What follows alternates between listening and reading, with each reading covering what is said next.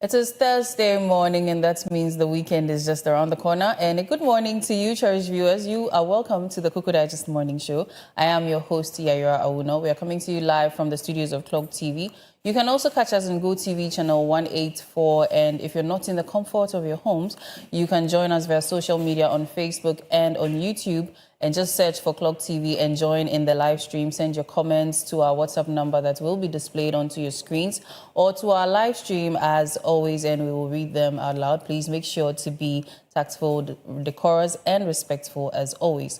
Now, today's conversations, as always, are going to be very interesting as we're going to have a prolonged newspaper review session. So we are likely to have the phone-in session so our cherished viewers can call in, share their sentiments. And I always like to remind us to be very respectful in our utterances because we're on live TV. And we need to respect the institution of Clock TV and respect ourselves as well. And also, we're going to be talking about cooking for wellness on the lifestyle segment. We are going to be having news from the sports segment and the business segment as always. And now we're also going to be incorporating the weather reports every now and then coming from the Ghana Meteorological Agency. So let's take the weather reports for today.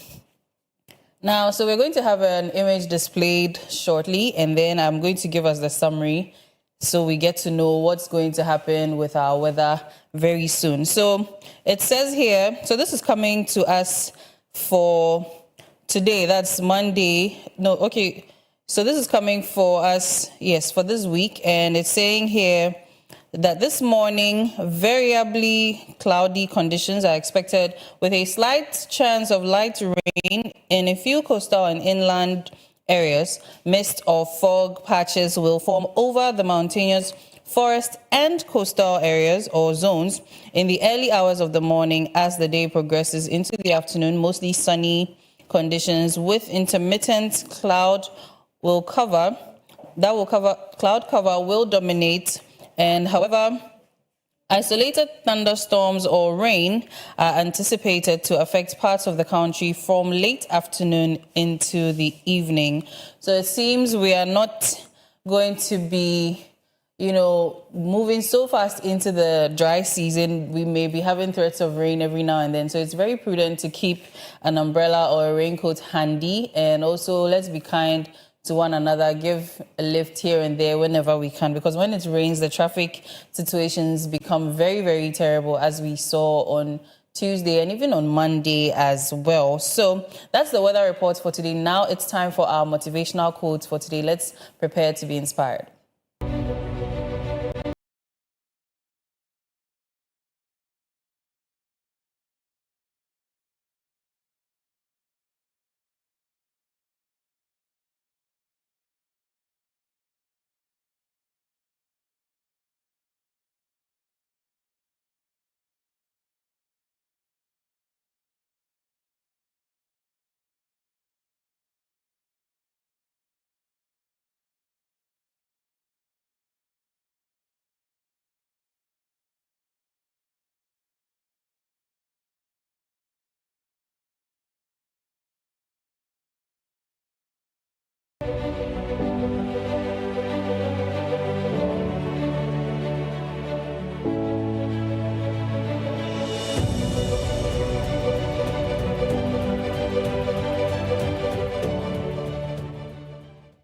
As always, we like to motivate ourselves, share some good vibes, and prepare for the weekend. And today's quote is by Susan Kasim, and it says, "Doubt kills more dreams than failures ever will."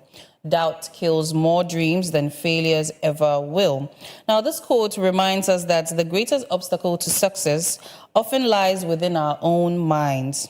When we doubt ourselves, our talents, our worth, or even our potential, we create invisible barriers that hold us back before the world ever has a chance to test us. Failure, on the other hand, is part of growth. It teaches us resilience, sharpens our skills, and brings us closer to mastery. Doubt, however, silences action. It convinces us to stay in our comfort zones, to choose safety over possibility, and to believe that our dreams are out of reach. Over time, this quiet hesitation can be far more destructive than any failed attempt. because it means we never give ourselves the opportunity to try, to learn, or even to succeed. Now, Kasim's words challenge us to replace self-doubt with courage. Take that first step, even when we feel uncertain, because while failure may sting for a moment, regret lasts a lifetime. It is better to try and stumble than to never know what could have been. And I'm sure this quote, it's hitting all of us one way or another, because as the last part says, it's better to try and fail than to live with the regret of not knowing what could have been. And that regret is even heavier than the failure, as it says. Yes, the failure would sting for a moment, but the regret in a lifetime for never having tried is even more painful. So let's take a look at ourselves today. Let's go back into ourselves. What is it that we want to do that we seemingly have some sort of self-doubt that's preventing us from taking that step? Whether it is an academic step you want to take, it is a step you want to take in your career, in your ministry, in your own personal lives. Maybe that boy, that girl, you want to tell your feelings and you have self-doubt. What's the worst that could happen? That's one of the questions we need to ask ourselves. What is the worst that could happen? Let's take a step of courage and faith today and motivate ourselves into doing what we want to do so we don't live with regrets for the rest of our lives. I hope you're inspired, because I am inspired. And let's prepare for the newspaper review segments coming up shortly.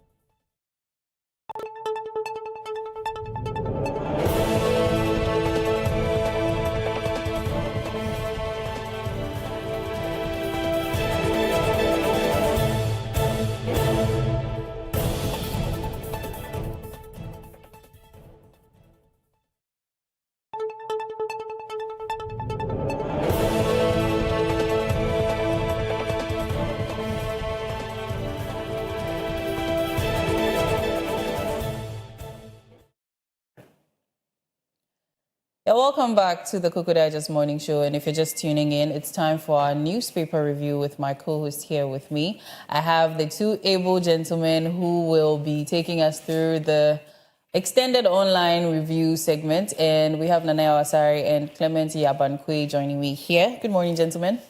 Good morning, Yara. So, weekend is coming. What's up? The weekend, sufficient to the day is enough. So, so that's what we're actually looking for. We are taking it one step at a time. When the weekend comes, it's the weekend itself. Chilling is All right. Okay, so it's time for us to get into the trending news and everything. So I'd like to remind us that we'll be opening the phone line so we can have you call in and also tell us one or two things that you think, especially about the issues in and around our country, and share your thoughts. You can also send some of your messages to the WhatsApp number that will be displayed onto your screens. Please take note so you can see the call number and the WhatsApp number. There's a difference, so you don't end up calling the WhatsApp number. And if you're also streaming live on Facebook or YouTube, you can join the live stream, share your comments there. I will get the messages and read them here too. So, gentlemen, what's going on? Well, I'll start with the resounding victory by the Black Stars yesterday. I don't remember the last time the Black Stars won the match by 5 goals I gave up to 0. on the Black Stars 15 years ago. I think that was Ghana against Chad. Ghana against Chad. Yes. But I don't remember. Okay.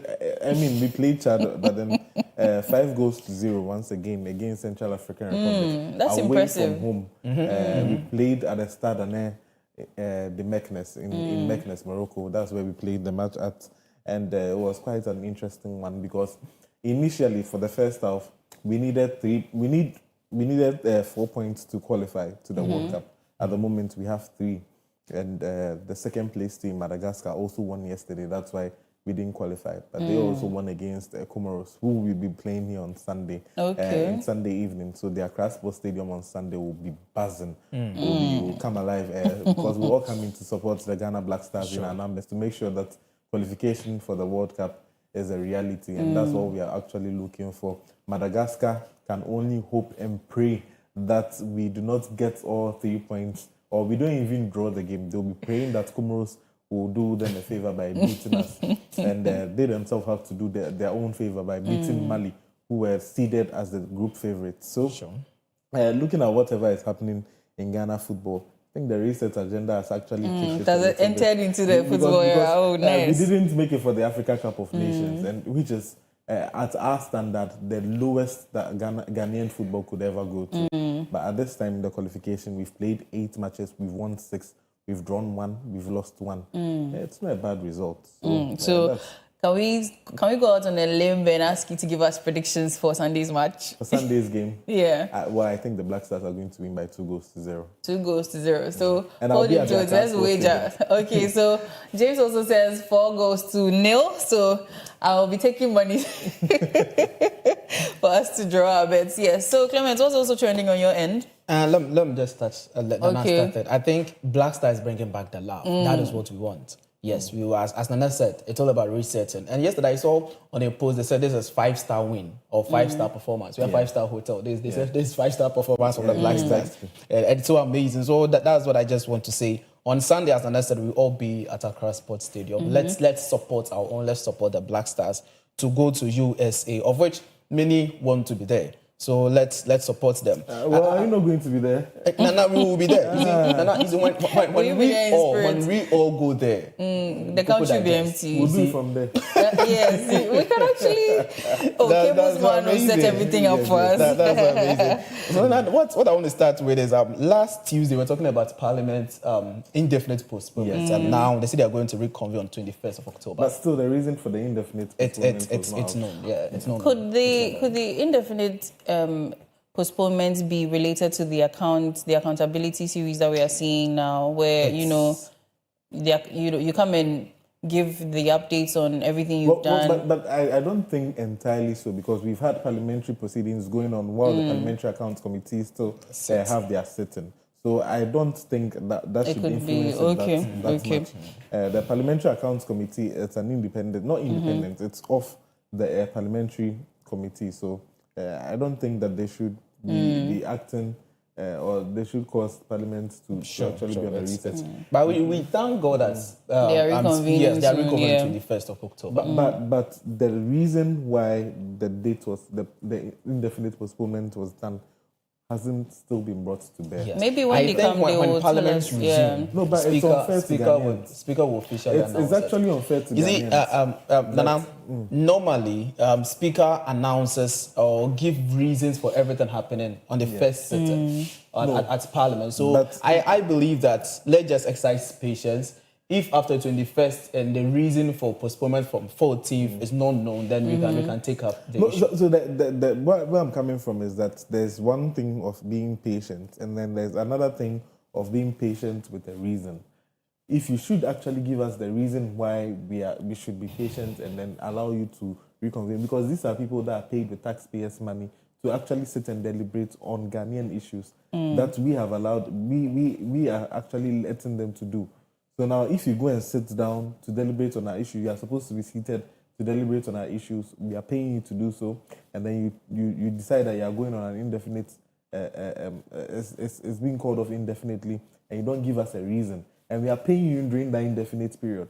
I don't think it's fair to all Ghanaians. The only thing that you should do is that you are going on an indefinite leave. Oh, there's some reconstruction of the parliamentary chamber.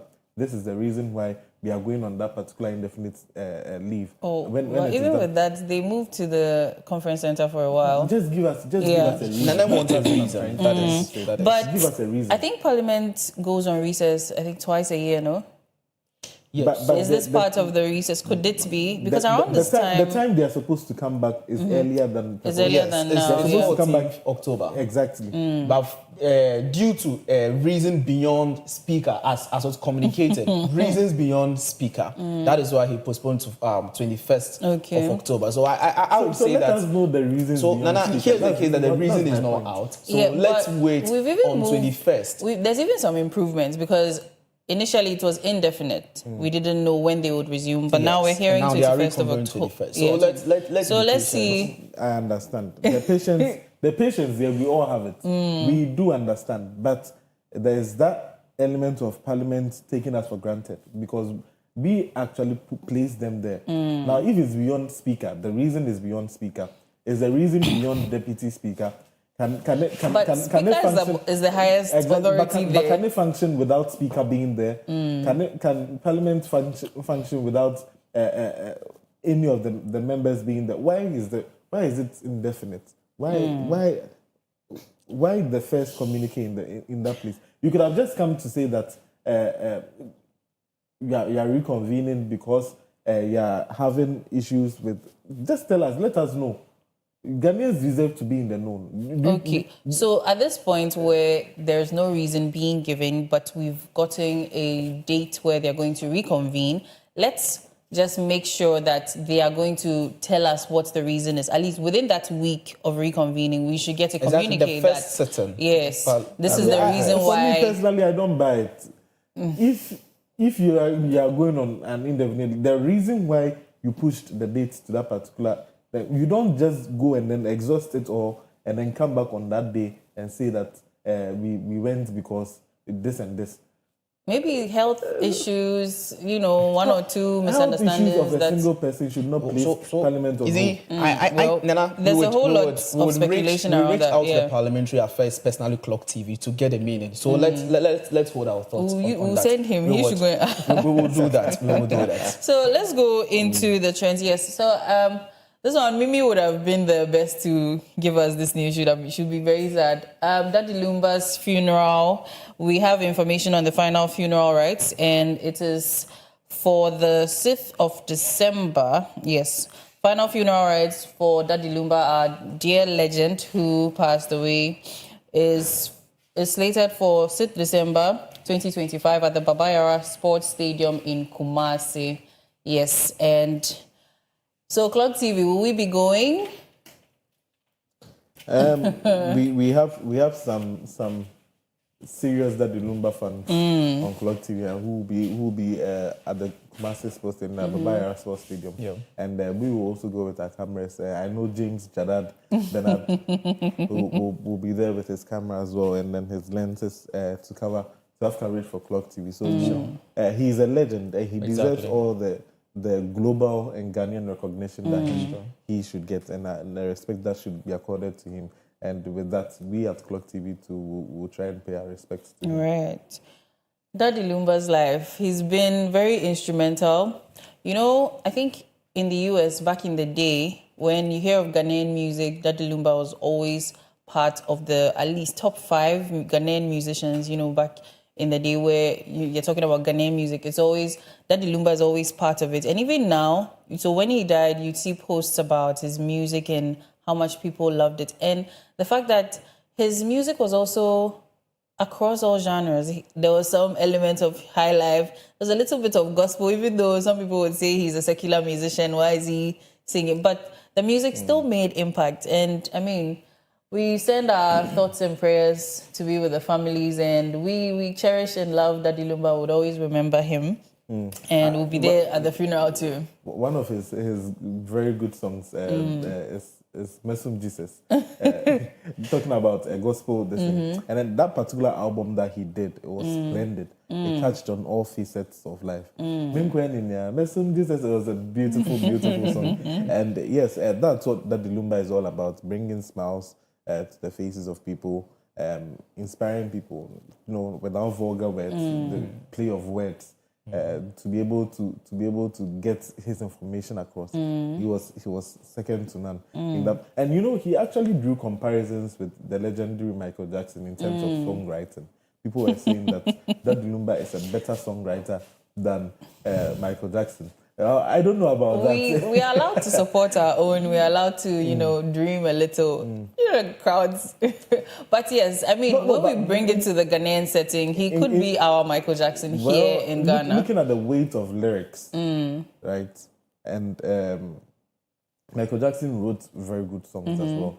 And he had beats and all the sophisticated. But looking at the wordplay in the songs, it's quite a good shout that Daddy Lumba was. I think one of his songs was even on King Charles's playlist that he loved, his list of songs he loves. And I mean, that's some sort of recognition for us and for him as well, because, the king of the Great Britain is saying he loves one of your songs. Hey, you've reached to. Now let's go to Tuesday's floods. Yes. So before Tuesday, let me bring in this. Former President John Dramani Mahama has appointed former BBC presenter Ben Doche Malo as Deputy Ambassador to the United States of America. So it's a good news to the media industry that indeed we have been recognized, and this time around a BBC presenter. Yeah, former BBC presenter, exactly.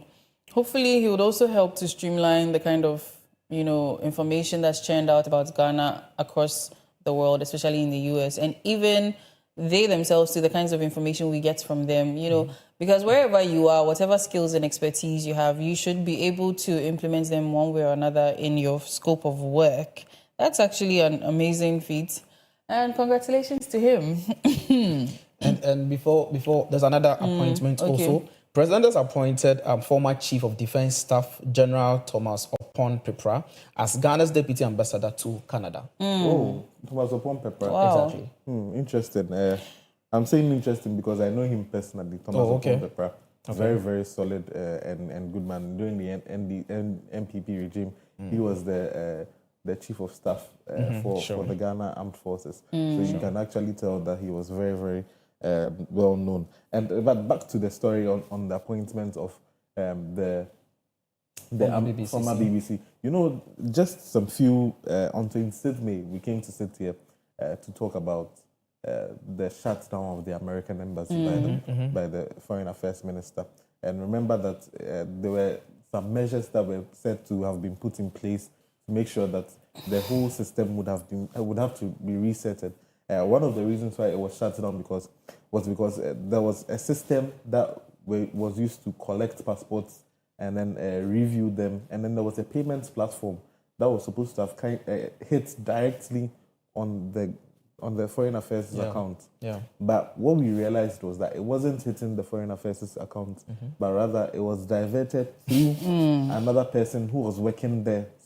Personal account. Okay. He created an intermediary company that was actually taking the funds, and it was against the laws of the country. So during the visit by the Honorable Minister Samuel Kujuto Ablakwa to the American embassy to actually find out the nitty-gritties and what has been actually going on at the American embassy of the Ghanaian embassy in America, he realized that particular thing was an issue. So he therefore called an indefinite closure for the American embassy. So all these systems were resolved. Then they audited the accounts, found out that no full disclosure was being given, and then they had to reroute the accounts back to the foreign affairs account. Okay. And I'm sure this is one of the reasons why, this is one of the reasons to sanitize the whole Ghanaian embassy in the United States of America. And they've done that. So kudos to him. And he has a job on his hands. So he didn't sit and then fold back his arms. Because, that's true. He has a lot of work on his arms. And congratulations also to Brigadier General Thomas Opon Pepra on his appointment as Deputy Ambassador to Canada. Ambassador to Canada.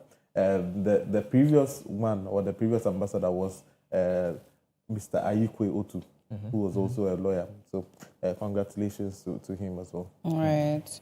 So, floods. On Tuesday, there was some rainfall and certain areas have been flooded. We have a video of some residents in Sotum. Yes, so Sotum is familiar. The rain was It wasn't a lot, 2 hours, yeah. less than 2 hours. But Sotum, I think the video that they are going to show, I used that stretch. To the house. And that day, I was on assignment, so I need to leave office early. Quite unfortunate, the rain, I was caught up in. From Jalav, those who know the stretch I'm talking about, Kwashiman to Santa Maria, from Jalav, it was flooded through to Friends, to Drugstore, to Santa Maria last store. And if you are driving, if you're not careful, you end up in the gutter because it was flooded. And I was asking myself that, what's happened? And even those in the car, they were saying that, this is not what we used to see in Santa Maria. Even if it's flat, not on the main road. So what is really happening? And the truth of the matter is, people are constructing. Every day they are building. So it's the building, the structures they are putting up. Some of them are just closing the pathways of the water. Where the river is supposed to pass, that's not where it's passing. And they've closed it, so the river is supposed, or the rain is supposed to find its own way. That is when it ends up overflowing to the main road. So I think we have a big work to do. That's why you have a big work to do. And this is not about the government coming in. I believe there's a call for the ordinary Ghanaian. Let's be up and doing. You see, on my way home, there are some parts also going to Omanjo. Some stretch was flooded. And in a conversation, I had 3 women. They were conversing. They were like, oh, this woman, I pity her because she can't actually handle where she's staying because of the waterlogged area. So she should sell the land to a rich person so that the person can do well to either, I don't know the concept they want to preach out there. What they are trying to tell us is that when the land is being sold to the rich man will now come and do whatever he's supposed to do so that he reconstructs and build so that there will be no flood at that area. But the point is that place is a waterlogged area. So even if we sell to the rich person and the rich person comes to construct his building or his structure, at the end of the day, those staying around that place would be affected. Even the person himself. Even the person himself will be affected. So you see, that I think, one, it is our mentality. The reason why we are in this flood or this condition is the mentality. Yeah, I think we all need to change our mindset. If you know where you are building is not the best, why should you build? This Santa Maria I'm talking about, when you are going to Sotium, your left-hand side, most of that land is waterlogged area. But still people are building. Still it gets flooded. And still they keep on complaining to government. So the question, what should government do when a situation like this happens? So I believe that let's stop. And you see, the funny part of the whole issue was when it's raining, that's when you see people opening their windows small or opening their door and they just dump their refuse to the rain. Yes, because they think the water will take it. And that has been the behavior of some Ghanaians or some individuals. There is a saying says, "Omu twa dan na sa anka wo dan a wo say omu twa kwan na sa anka wo dan wo say e kwan no etene." But say e ka wo dan pe wo say contractor no wa bon. This is the situation we are facing in the country. Because our place is not flooded. But Clement, on a more serious note, where did you get that proverb from? He's well versed in culture, cultured man. The serious about that is the issue we are facing. The last time we were sitting here talking about this, Nana was hosted, and we are digging our own grave. We are digging our own grave. And you know, even with conversations over the few months, with officials from Accra Metropolitan Assembly, NADMO, and the rest, you realize that it goes beyond government intervention, as you said. Pollution is one of the things. Even after people bring their rubbish out for the rainwater to take away, there are gutters that are choked to the brim. And these gutters, every now and then they say we are doing cleaning exercise. All they do is fetch the silt, the rubbish, put it on the shoulders of the gutter. The next time it rains, it's washed back into the gutter. When someone urinates around the gutter, even the wind could take the silt and go back. Some people have made gutters their trash bins. So there are people who take rubbish out of their homes and come and dump them in the gutter because yes, it is flowing, it will take it away. And that is not the right thing to do. Then, as always, you know how I always talk about the fact that illiteracy rate is also very high. If you are educated well enough, you would not have the conversation about give your waterlogged land to a rich man do a very fill your foundation with so much what's the word? Is it mortar or cement? Just with a lot of equipment but that's not right. And then, with the official we spoke from, Madam Sumala and Kuchi, she mentioned that some of these people, the lands they sell and the rest, they don't also sell them legally. Because if you take the land to maybe the necessary agencies, they let you know that, no, this is a waterway. Even though, yes, you own the land, the land is a waterway, no, so you're not supposed to. How can you even own a waterway?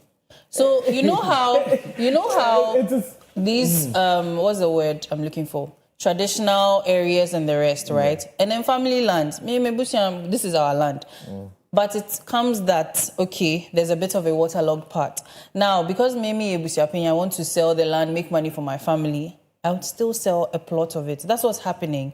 And knowing very well you're not supposed to do that, they still do. And so you see sometimes that they come and write that they should demolish the structure that has been put up and things like that. Some people end up buying a piece of land and they go through a lot of problems because that land is not supposed to be sold, is not supposed to be built upon. And these are things that we are also supposed to think about, that, yes, we get it that you want a place to live and all of that, but what about the quality of the place? Because we even spoke, I remember May 15th? The flood at that time, we had the conversation here.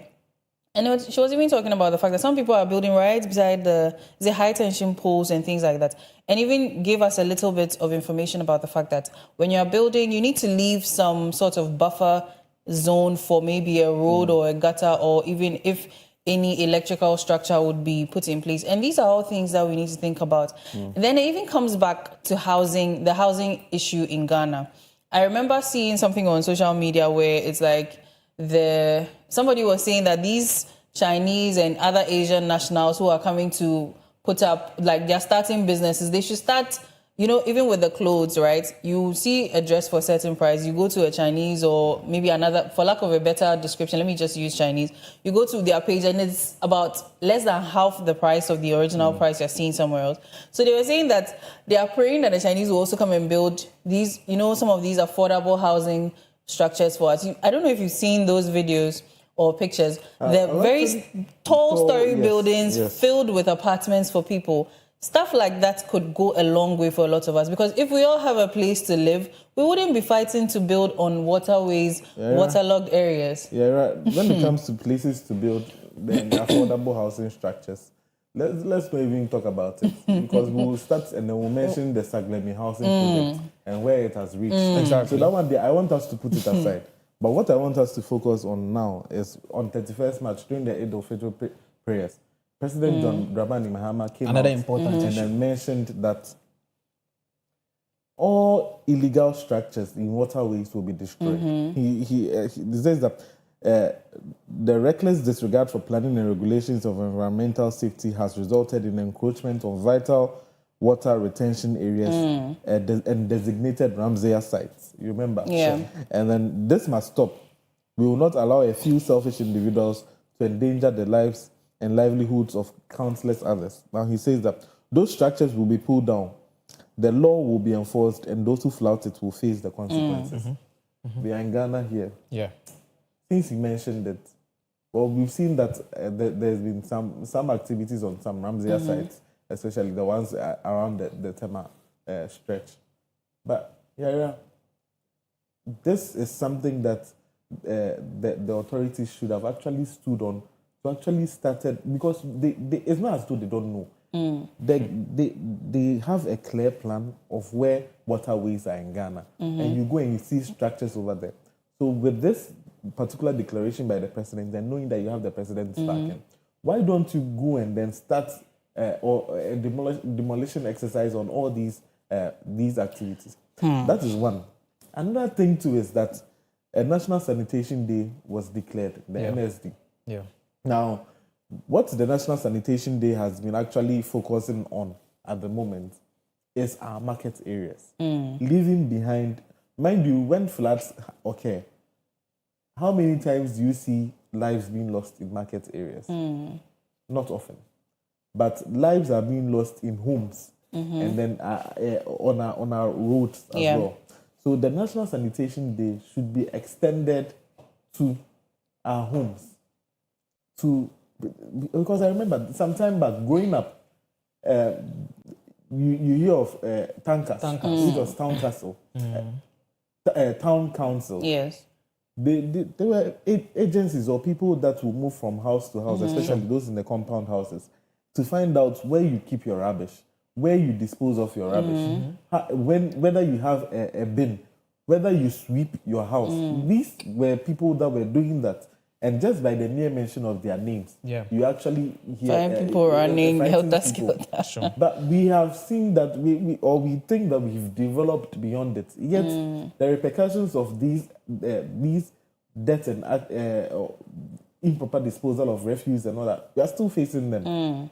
Now, mind you, the drainage systems in and around the places that you mentioned, you realize that it is sand alone. Sand alone is more than 70. It has more than 70%. There's also another problem when it comes to the construction of our roads, because I've noticed that after the roads are constructed, I don't know, I can't really give a specific time frame, but there's silt around. There's silt around, and our gutters are not covered. Yes, and the gutters are not covered. So you see that the rainwater takes some there too. But it's like, why exactly is the road not clear? Why is there sand? Why is there silt? And when they do the small islands, to separate the road, I don't know whether maybe the bed of the grass is too high, but sometimes you see that after some time there's sand again, and you find the Zoom Lion workers sweeping and every now and then, but sometimes they don't even sweep the sand. They just gather whatever rubbish, weed, or clip the grass that we find there, and then they leave it.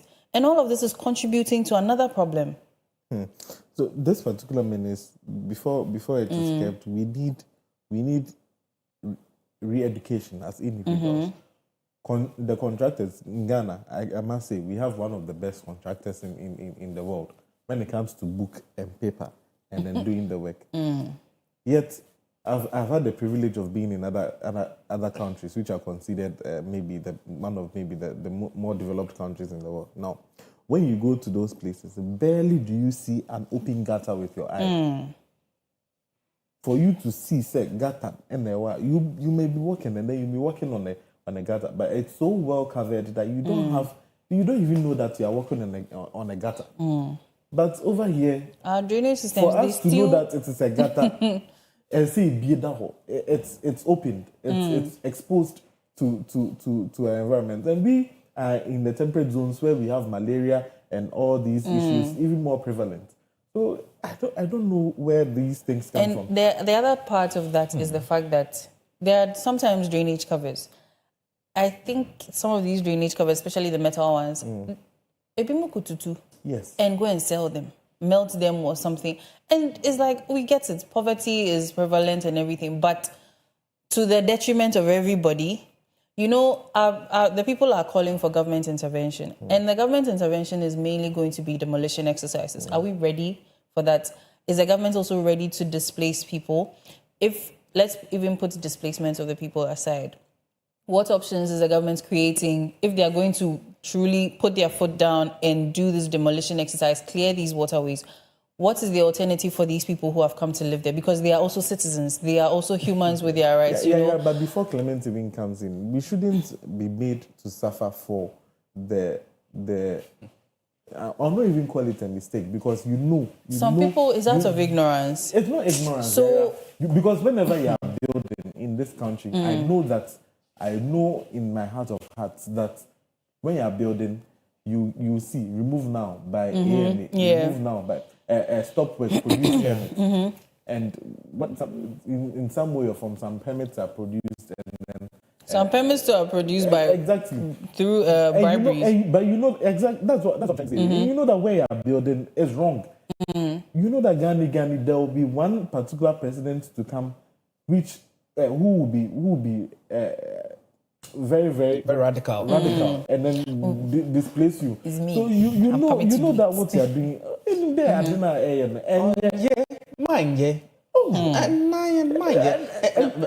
Nana, let me help you. Please help me. Is it the Bible says? What the Bible pepper? Na anya no bone.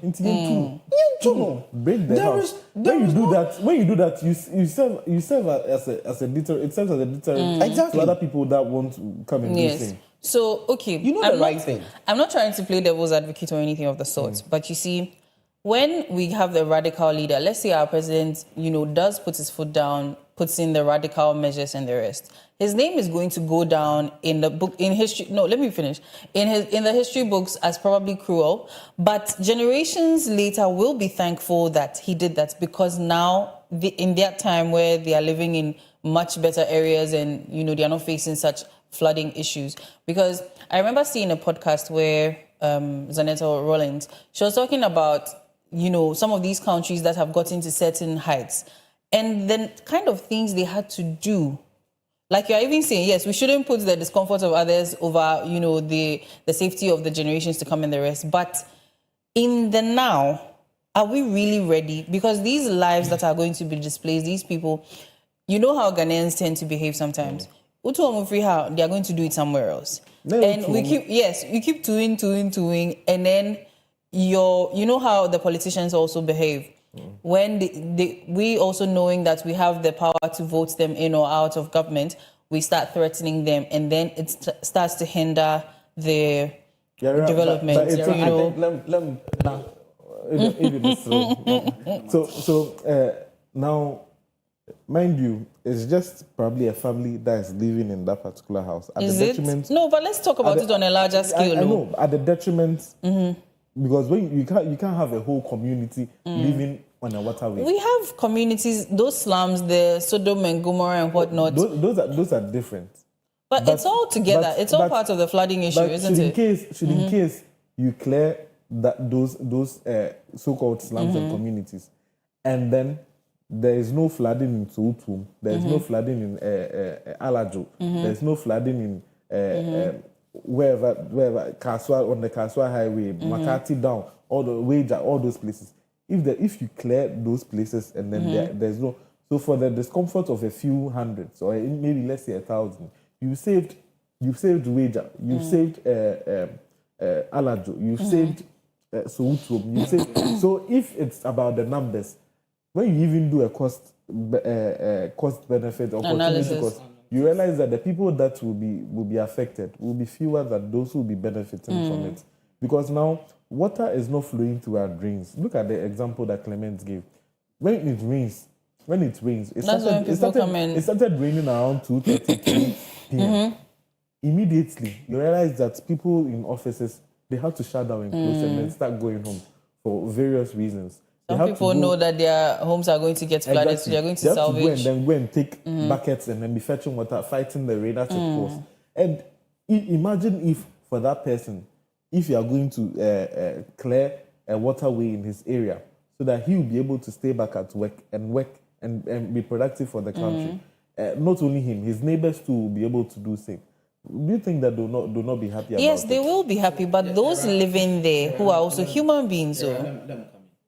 You see, this, I think, Nana, let's call it a spade. Thank you very much. If you are saying those living there are human beings, then what happens to Galamsey's story? Those doing Galamsey are human beings. It's a source of living.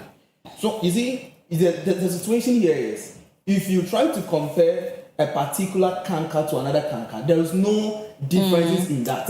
All canker be canker. All canker be canker. Yes. So this issue we are talking about, you are saying a few group, let's say a family. I am not saying they shouldn't do it all. I'm coming. Let's say a family or whatsoever. Just look at this whole community, and if it is one person's house that it is in there, causing that is causing that, and look at that person's house is likely to be dry. I am saying that when the demolition exercise is going on, they should also have, let's say, how do I even explain? Okay, you see where the Saglemi stretch is, right? Let's say you can have that where maybe you put up structures that are okay, but we are putting you here. That is what I'm asking. Because then me too, I'll go and build in a waterway. I'll just go and put a 4x4 structure there, so that I'll be able to get solution. Because so yes, Utu or more, and now they are displaced, right? What happens to them? So that is where they will reconvene. So I'm saying that there should be an alternative where they put them there and go and live there. You see, I think the alternative the government will do is they are giving you information that the exercise will start next month. So prepare. Next month we are demolishing all the places. So you should find your own way. Because this is not June, July. This is not even June, July. Yes. Of rain. Because the issue is, if you are trying to look for alternative, then you are empowering other people to also do the same. Yes. There shouldn't be any alternative. Also that there are certain people that cannot afford. Let's look at even that, the economic part of it. So, Yara, if you can't afford, should you go buy land at waterways? Is that some of these people are even encroachers. I remember the conversation about Ramsar sites and how people are in kiosks and things. Why are we fighting for Ramsar sites, and then why are we fighting for encroachers? We're not fighting for them. I'm not fighting for them. I'm just saying that some of these people are poor people living in kiosks. Some of them are they sleep in front of the kiosk. Sometimes, at dawn when we are coming to work, you see some people, they've just put up a mosquito net in front of somebody's shop and things like that. That's what I'm talking about, that let us, our basic needs as a nation, those things need to be met. And when they are met, a lot of problems would also be solved. Saglemi housing could have become something so huge, something that we could have even, if, in an ideal situation, if we had something like Saglemi housing in every constituency or every district, do you think that these things would even be an issue, where maybe the housing has been subsidized to a certain point, or it's even based on your economic, your economic situation? So let's say, based on your salary or based on whatever business you are doing, maybe you get a one room or you get a chamber and hall or something in the government, the government building, right? This housing that is being put up. And I'm saying that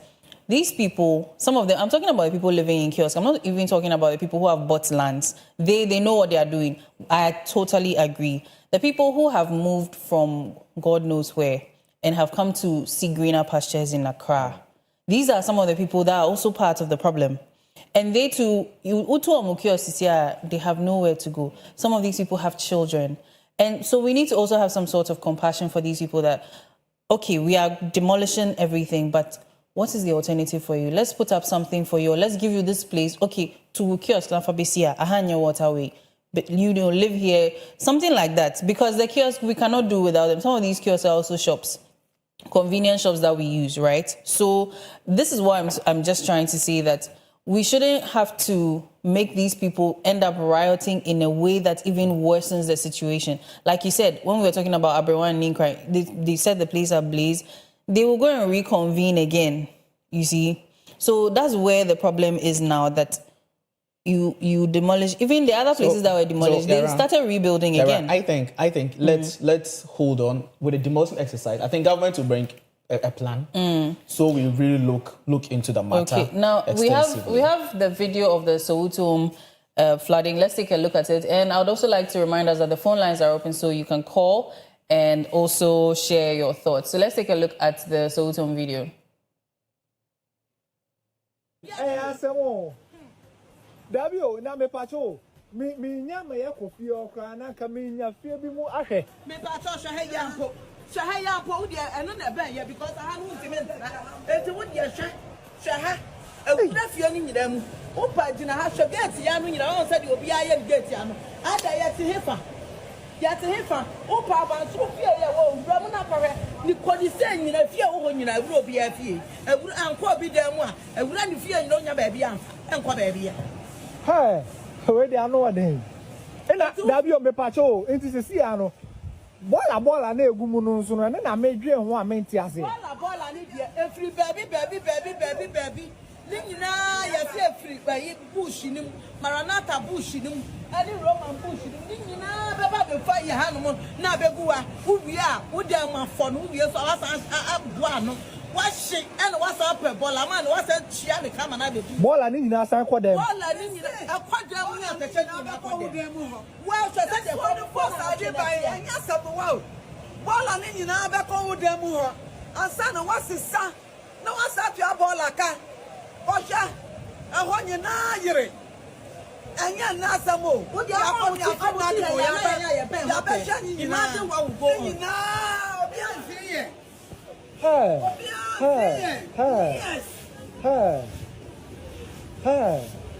Yes. Ya kasa, ya ho adresa. Ya kasa kaya yo me nyama me de ba esi bantu. Ena me gina ho. That was a very, very terrible situation there. But we also have a caller on the line, so let's get interactive with him. Hello, good morning. Hello, good morning. Thank you for calling the Koko Digest Morning Show. Your name and where you're calling from, please. Okay, good morning. My name is Mark. I'm calling from Sacramento. Please, can you hear me? Yes, please. Okay. I've been enjoying your show this morning and try to talk about the flooding issue because I think it's a national problem that we all need to take a look at it and then contribute to it and then have a peace in this country.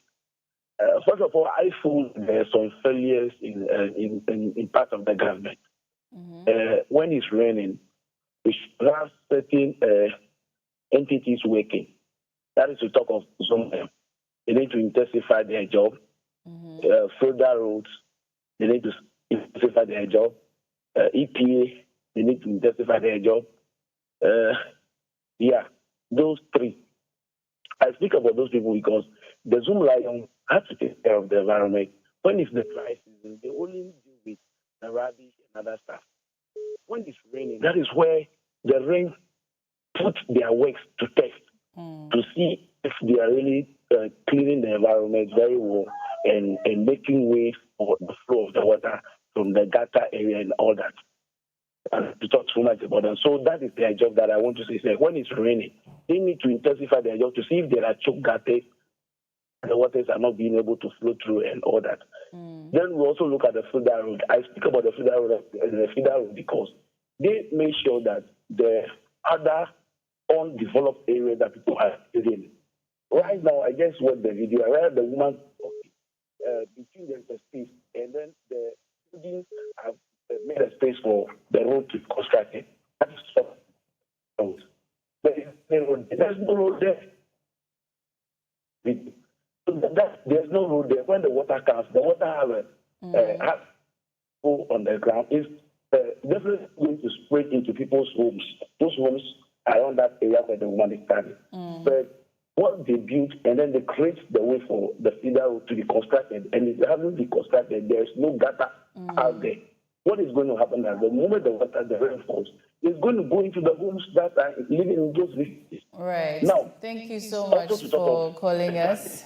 The time is up for you. We have more callers on the line. Thank you so much for giving us your contributions. That was very insightful, and we hope that you have a good day. So, yes, he's also saying the same things. He's even talking about the feeder roads, and it's true. Some of the, the feeder roads, smaller roads that we have, don't have gutters along them. And we've talked about this like issue. the fundamental and in this when it rains, problem. And aside that, we also have to understand that development comes at a cost. Are we ready to incur that cost? Are we ready? That's the problem. Cost? We as citizens, right? For me personally, I make sure that even if I take a sachet of water, I mentioned the other time that when you drink a sachet of water and you drop it to the ground, for the sachet water to decay and to decompose and turn to dust, it takes 101 years. More than a century for that to happen. So the sachet water we are now out watching, you know. And most when you look, rich people who have money or are able to afford better houses and better drainage systems in their homes, that their houses do not get flooded. They do not drink water and throw it away. It's the people that are likely to experience flooding in their homes. They that are when the they drink the water, they throw authors it of away. their own problems. I was at Tema Station the other time going to board a trotro to the house, and then immediately I got there, I saw a woman drinking a sachet of water from the car, and then she threw it outside.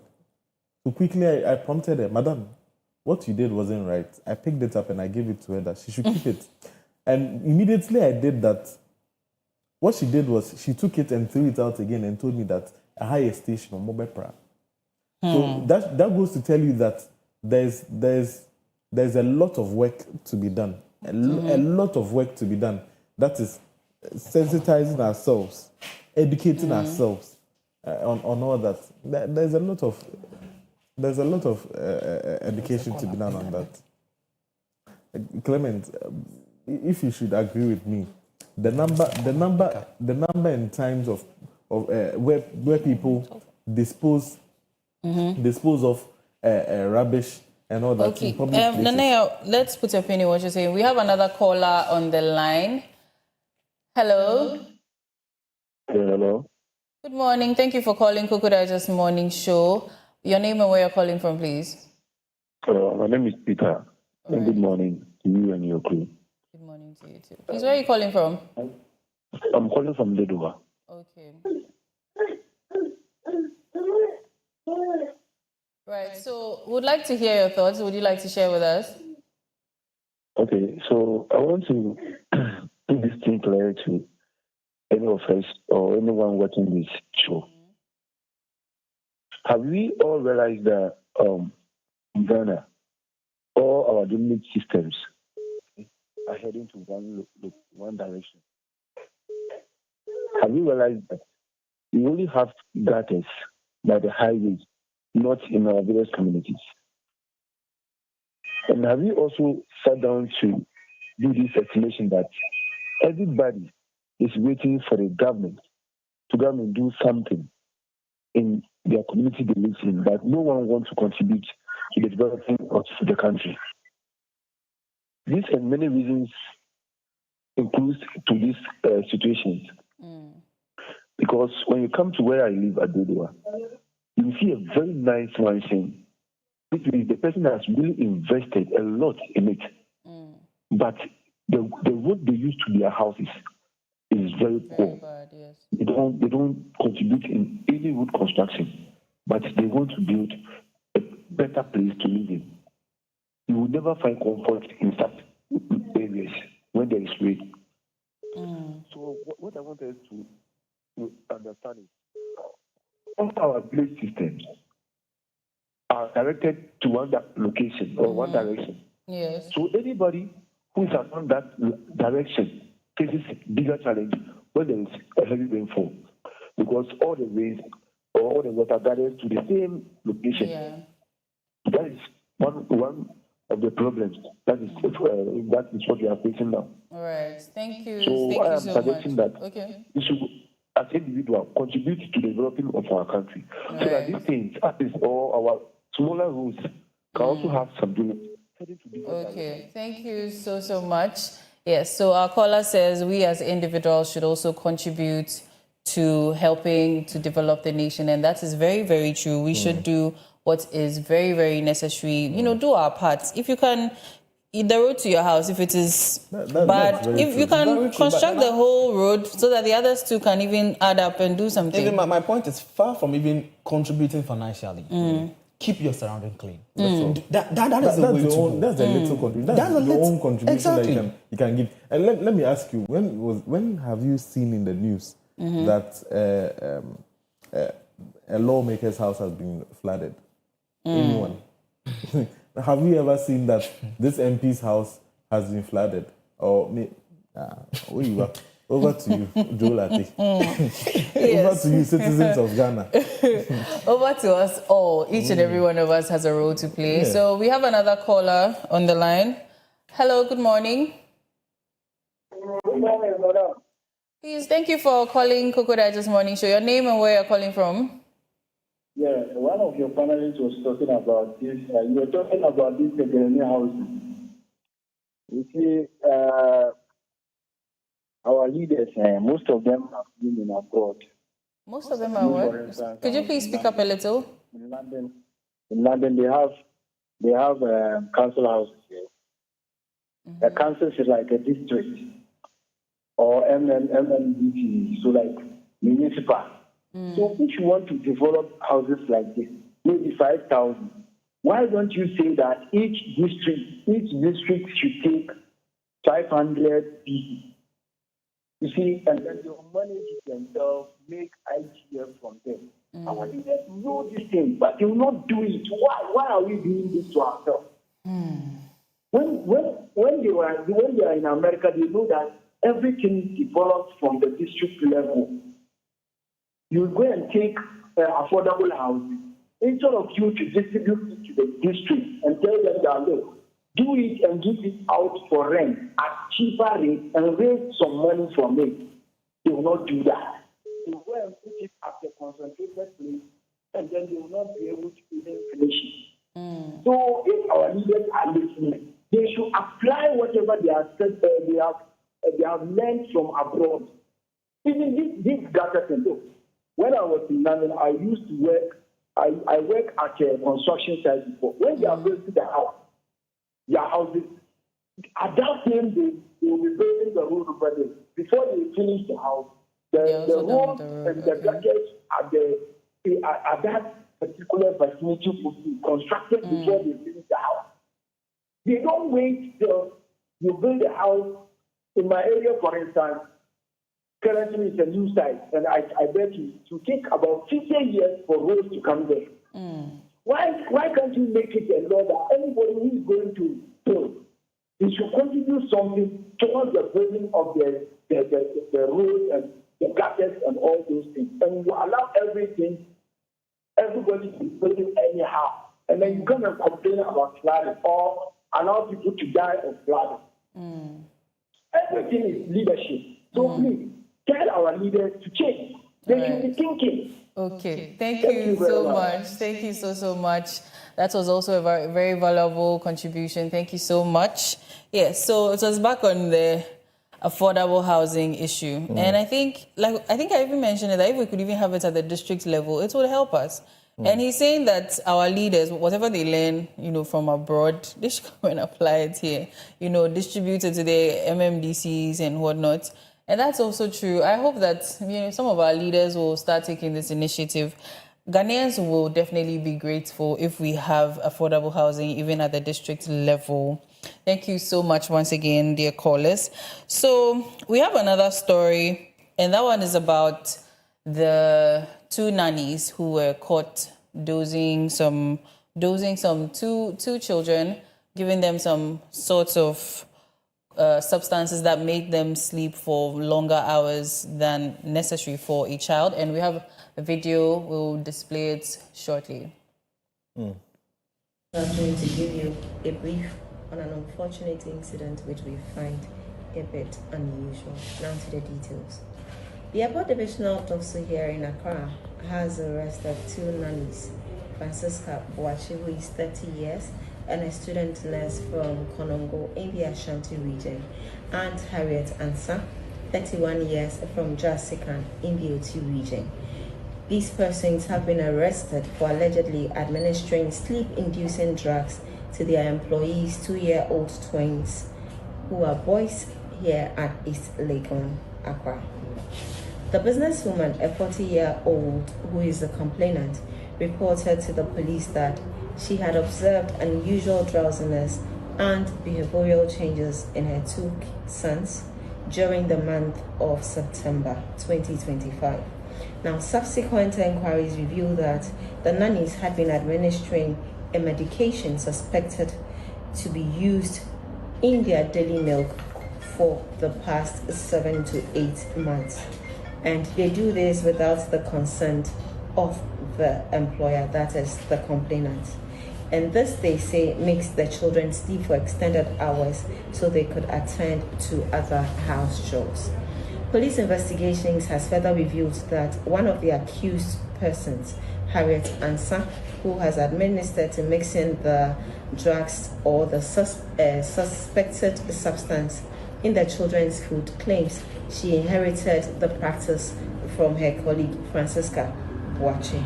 She also confessed to subjecting the children to other forms of abuse, including hitting their heads with fire and calling them derogatory names such as chimpanzee, amongst others.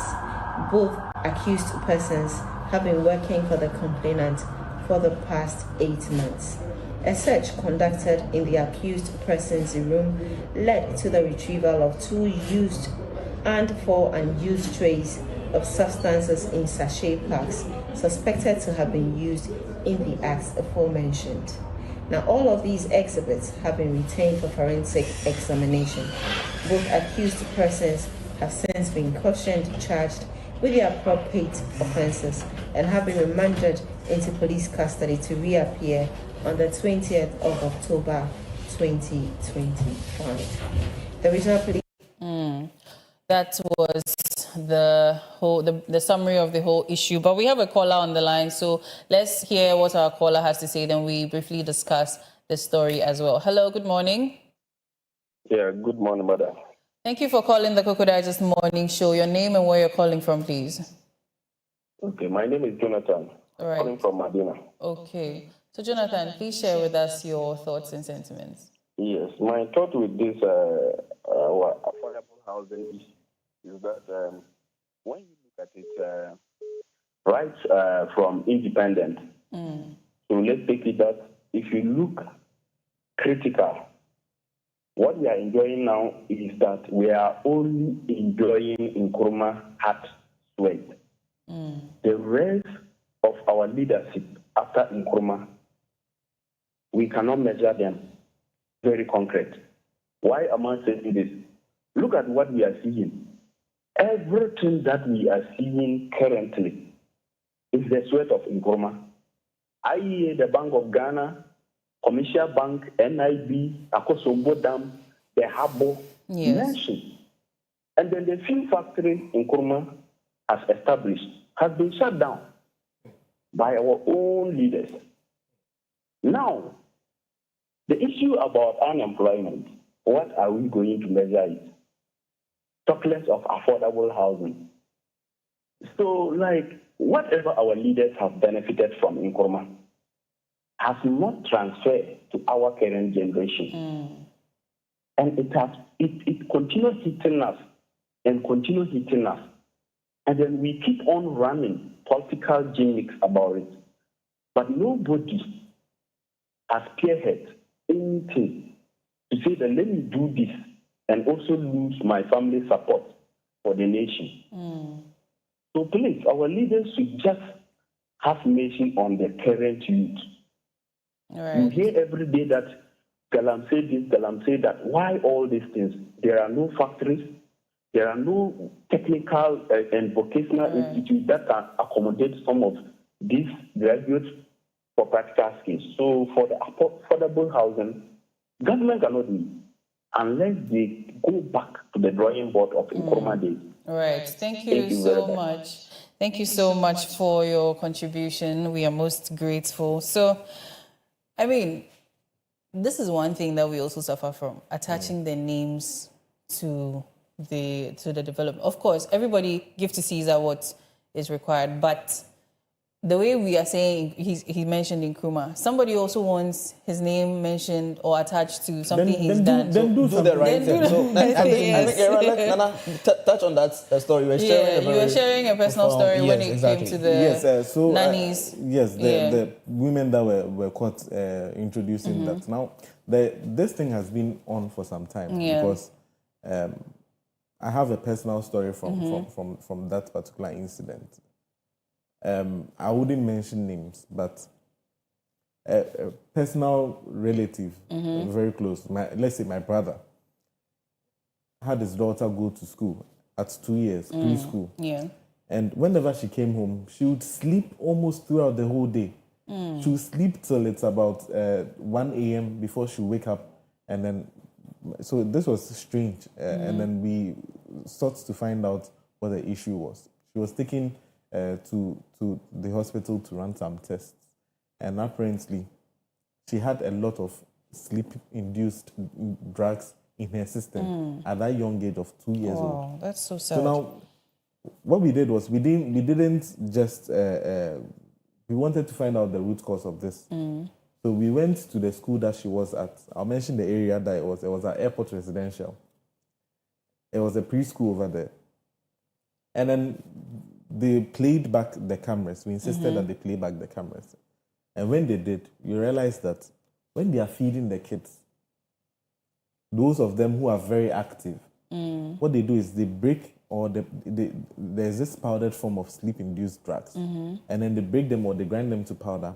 And then in their nails or in their fingertips, when they are feeding the kids, they add it to their food and then give it to them to eat. If, let's say, you are giving them banku and okro, you take a little bit of it, you take the banku and okro, and then you give it to the child to eat. Wow, now, this is without measurements, this is without dosage. Oh, goodness. It's not even necessary. Why are you giving a child and that? When you do that, so she used to come home, and then she was very, very active and once lively.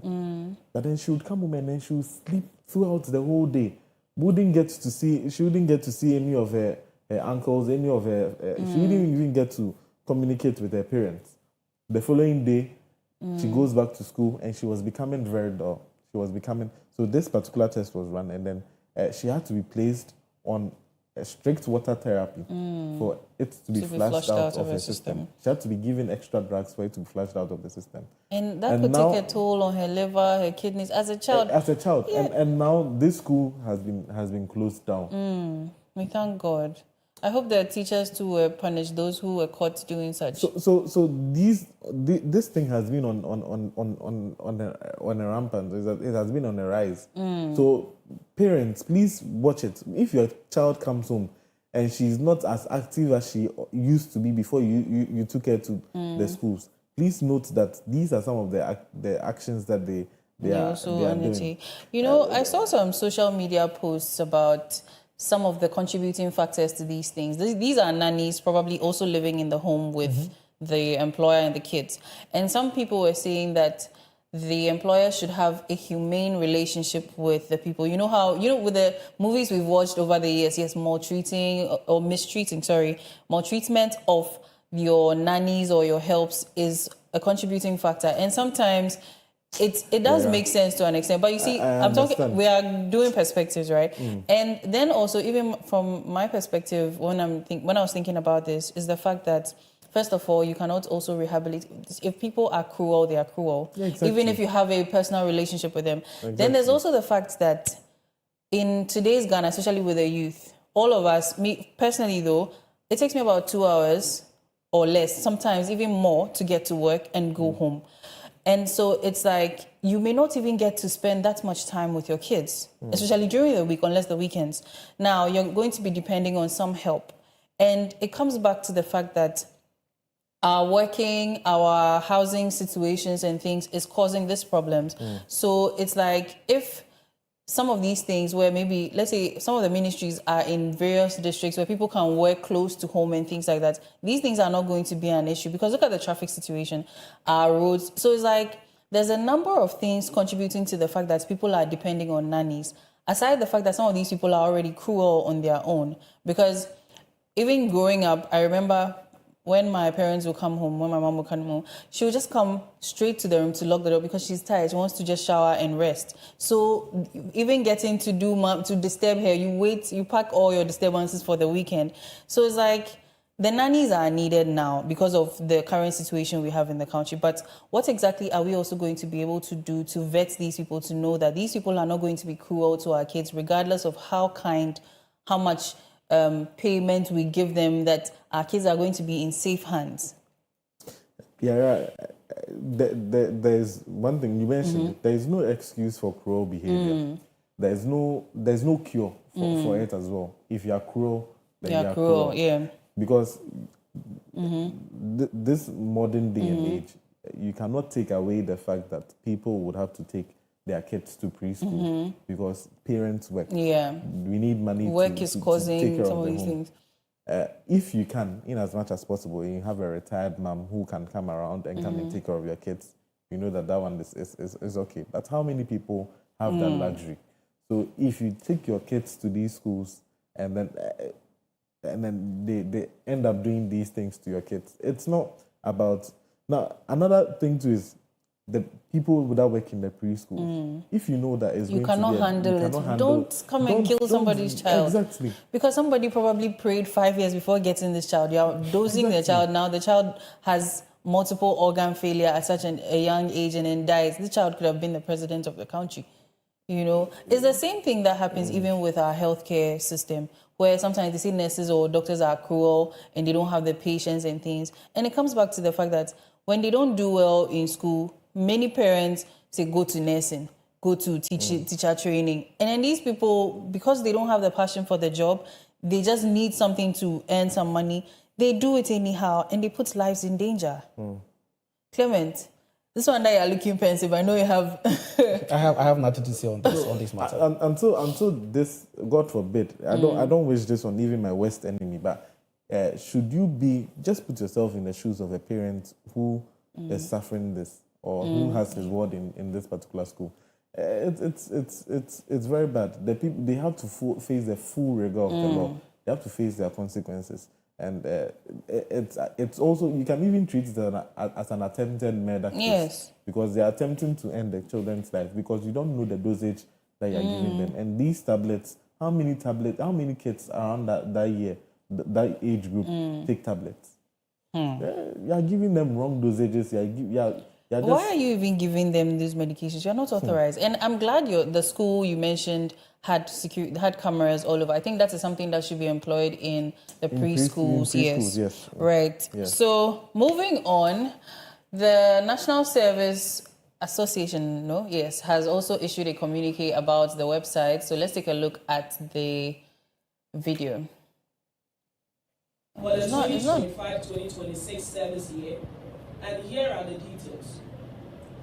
The online registration starts from tomorrow, Wednesday, 8th October 2025, and ends on Wednesday, 15th October 2025.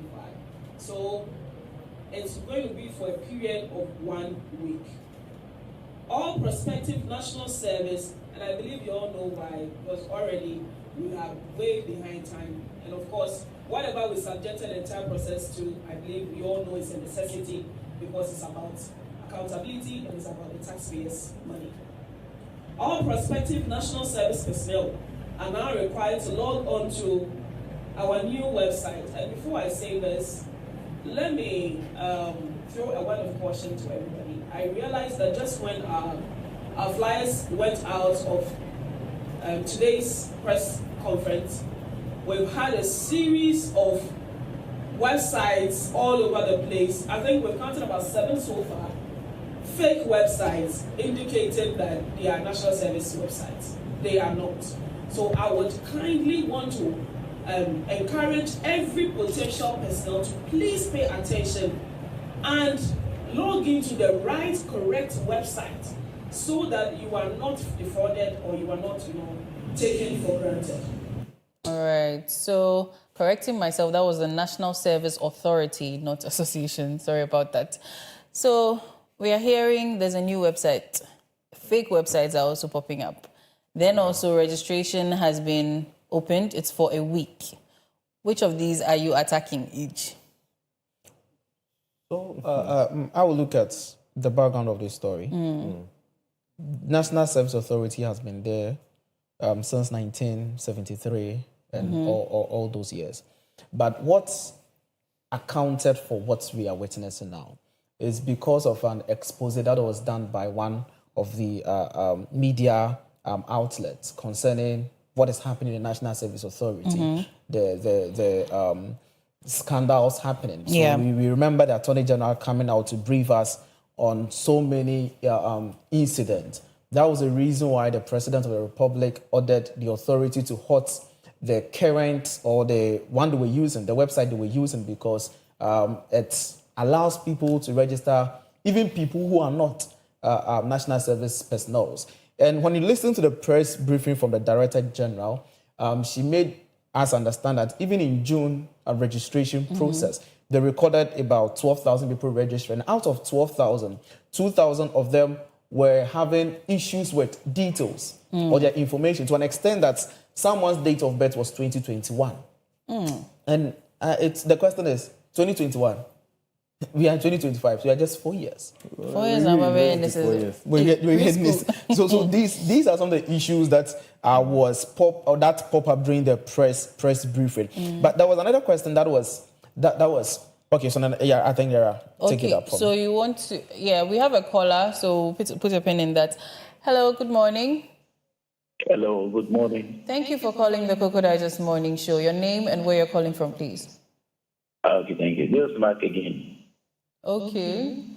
Okay. Because I want to speak about the ladies that have committed the crime. I don't know if the security personnel were so much convinced that they have really committed such crime. And if they are convinced, I don't know why they are covering their face. They don't want to show their face towards the public. So these are young women. I didn't marry in the first place. So if they are married, as those are lots of them safe, if you date in case they offend them, or some of us that do not even marry yet, how do we know that these ones are the people that perpetrated such crime and they will not go fall in their hands?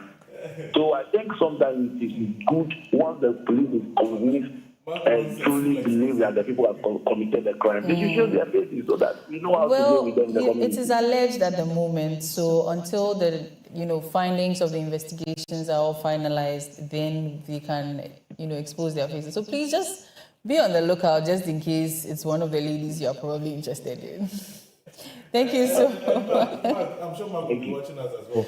Mark, in case you also go and date a girl and then you come back and you're sleeping, also be careful. Because probably they may have the same this thing. But as he said, as he mentioned, as Yara mentioned, all crimes are alleged until proven by the law court. All crimes are alleged. Yes. So these are all allegations. Yes.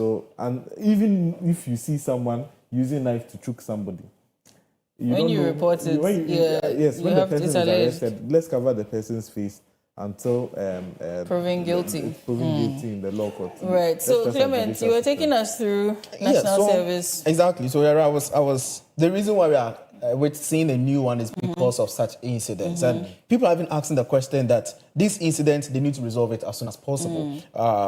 That's regarding national service. So the issue is, how sure are we that the current system is also free from error? That is another question Ghanaians are asking. How sure are we that this system that they are talking about don't have these kind of issues that we are talking about?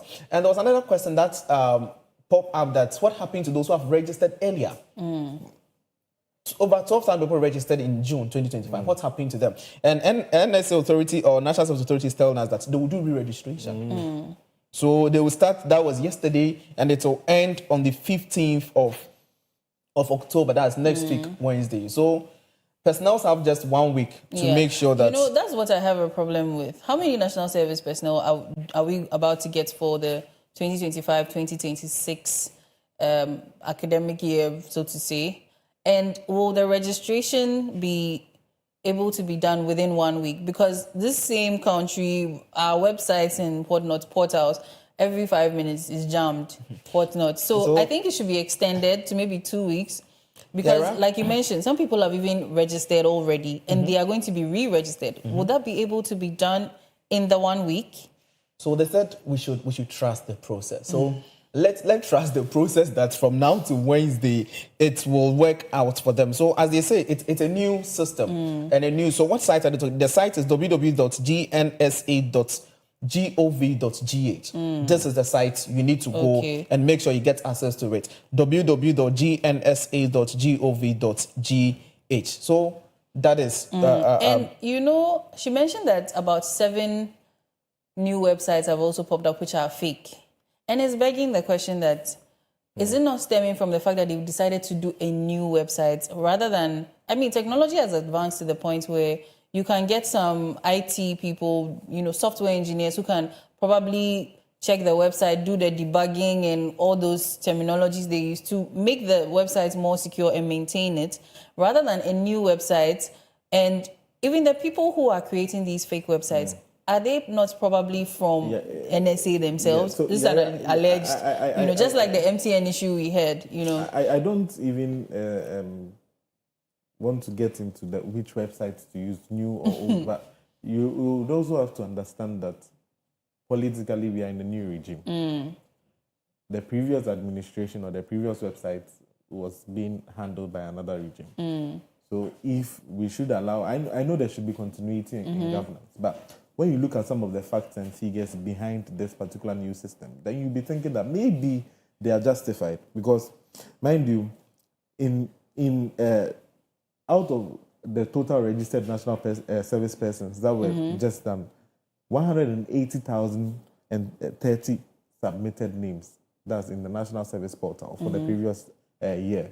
And out of that, it was only 98,145 that were found to be working. I'm not going to talk about the ghost names and all that. That's a non-fun. But 98,145 were found to be working. So this should actually give you an indication of maybe the gaps or the number of registered people who are not supposed to have been registered and are actually on our national service system and also getting or being on the payroll as well.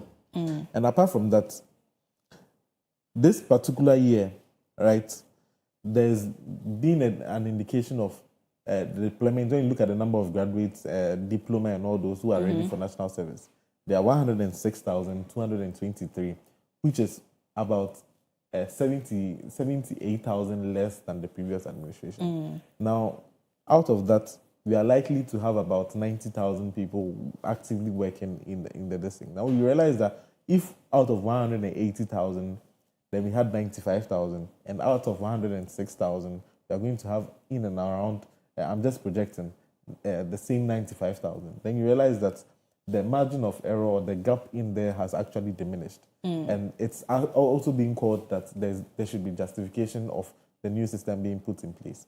Mind you, there is no system that is entirely free from errors. Sure. Because you as an individual going to log on to that particular system, and you are a risk yourself to an error because the information that you may be providing on there may be wrong. But what I am expecting us to do, or what I'm expecting to see in the new system, which I have not seen, is that National Service Authority and the National Identity Authority, these are two state institutions that you can actually have an integration. So that when someone mentions their national ECOWAS identity card, you see, you nearly mentioned Ghana card. when someone just puts it in the system, that person's profile will be able to be brought up, and then even with the voters as well, all those things should be integrated. But another issue is that the National Identity Authority themselves, the accuracy of the data of what they call the Ghana card isn't also actually fully vouched for. So it looks as though that's one way to curb that margin of error or to reduce it is to integrate the National Identity Authority register into the National Service Authority's register. Let them have a pipeline or a portal that immediately you mention your details will be popped up. You go to the banks and immediately you put your hand over there and it reads your fingers, your biometrics. Or it sees your iris, then it pops out your data over there. So this is entirely possible. If you are doing a new system and you are not going to integrate biometrics and all that inside, then I don't think you're even doing the right thing. So I have a question I'll leave hanging. We shouldn't answer. You mentioned that we are in a different regime now. My question is now that if the previous regime comes back, or a new altogether regime comes back, is that going to probably hinder the continuity? Because maybe the previous regime will say, which we've come, this new thing is not working. We want to go back to the old one. A new regime could also come and say, we want to do our own. What happens? I leave it to us. The country will be plunged into debt and time again. But if there are reasons, justifiable reasons, for instance, look at the number of people who were paying ghost names and issues.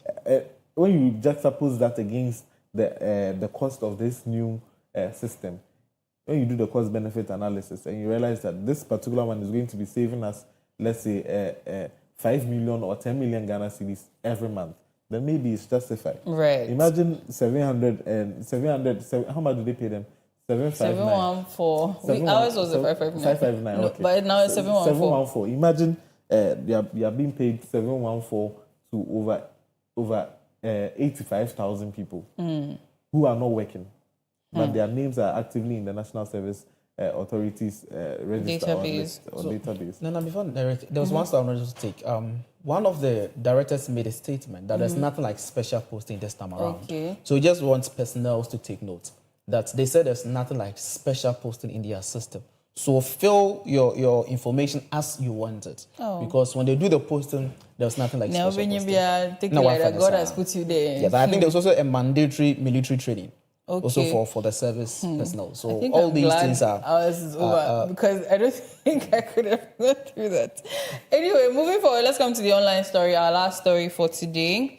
This one is saying some George Dapia McBaugh advocate increase in army recruitment age.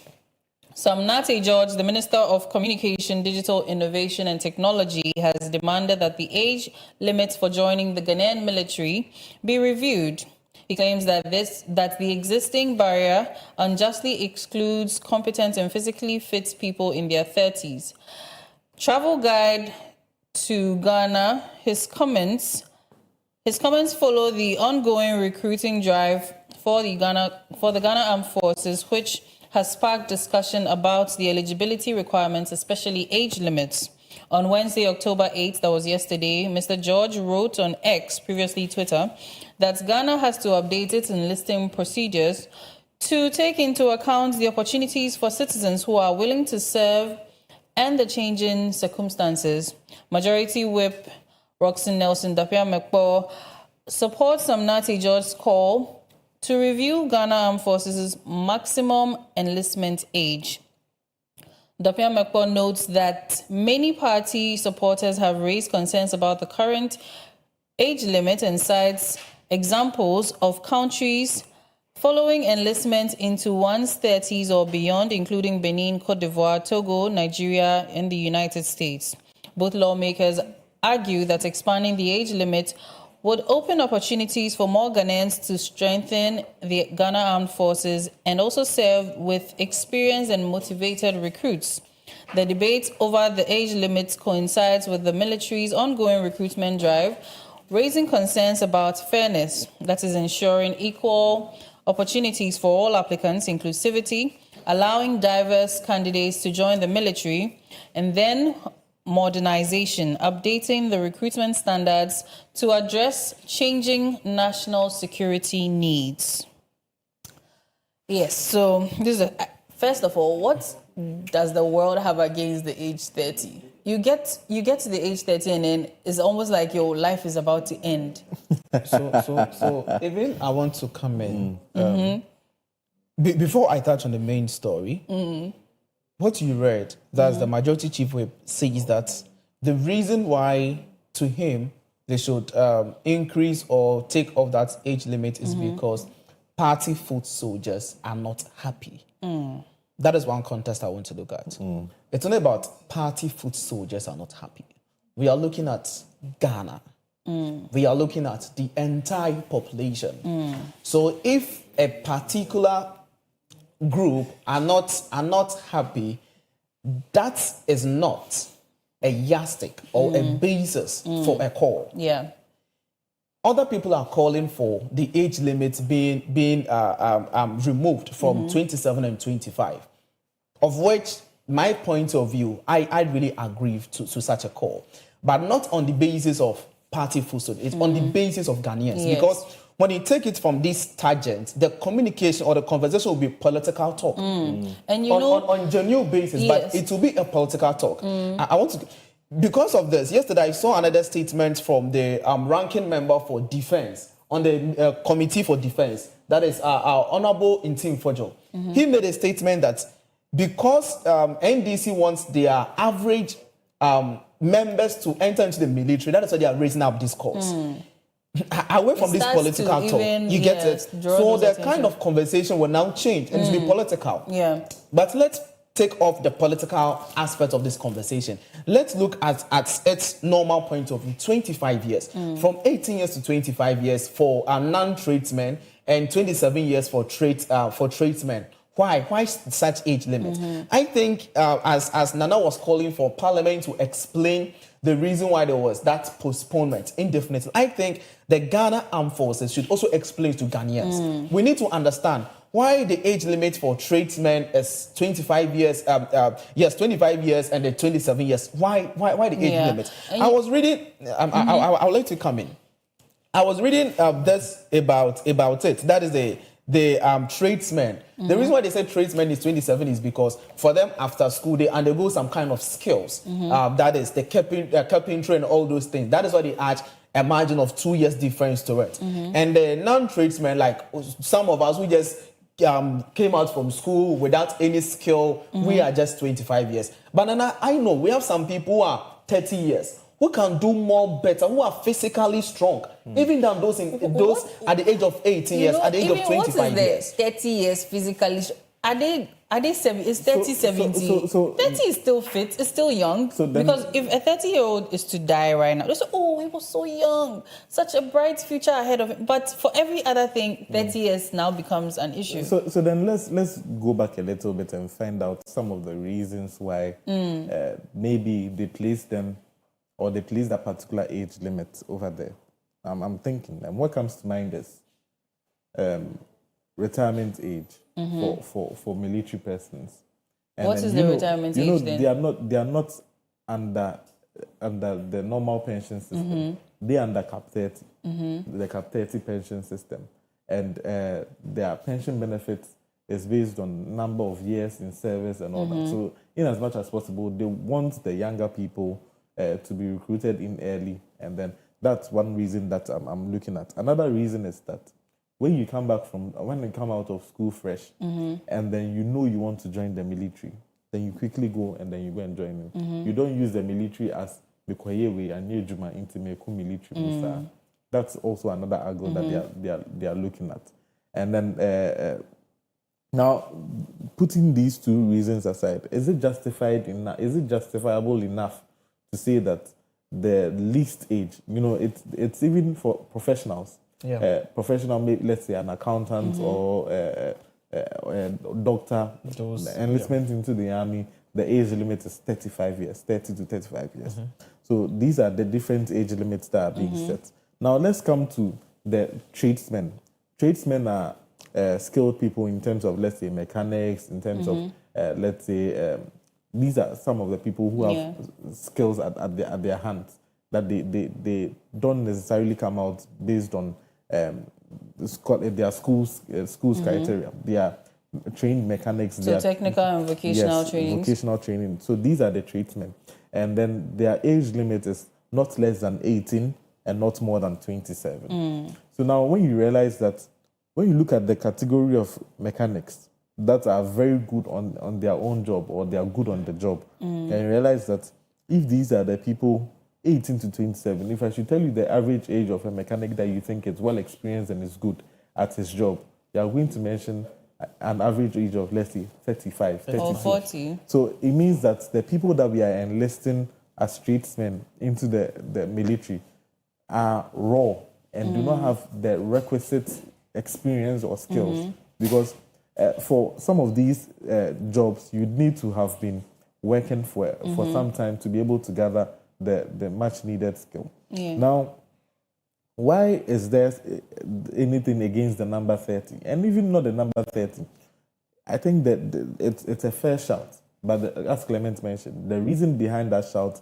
is what should be shut down, and it's not for party reasons, but it should be for the ordinary Ghanaian. You know, I was even going to say that if we look at it from what Dafia Mekbo said, that party foot soldiers are not happy. If we don't take care, where we are, maybe the country or the armed forces is compelled to increase the age limit, and then now maybe for some reason, as we know, usually protocol and whatnot, foot soldiers are now recruited into the army, it may become a threat to our democracy. Because we may easily be plunged into a military rule where now the military, they are all party members of party foot soldiers. And then we will go back into very dark times, because the military is supposed to also protect, serve, keep the government also in check. Now they are right under the influence of the government. What happens to us? And the other part of it is also that with the age limit, sometimes some people get to a certain age and they want to change their career trajectory. What happens? A 40-year-old, he feels that, okay, he's well-versed in, let's say, carpentry.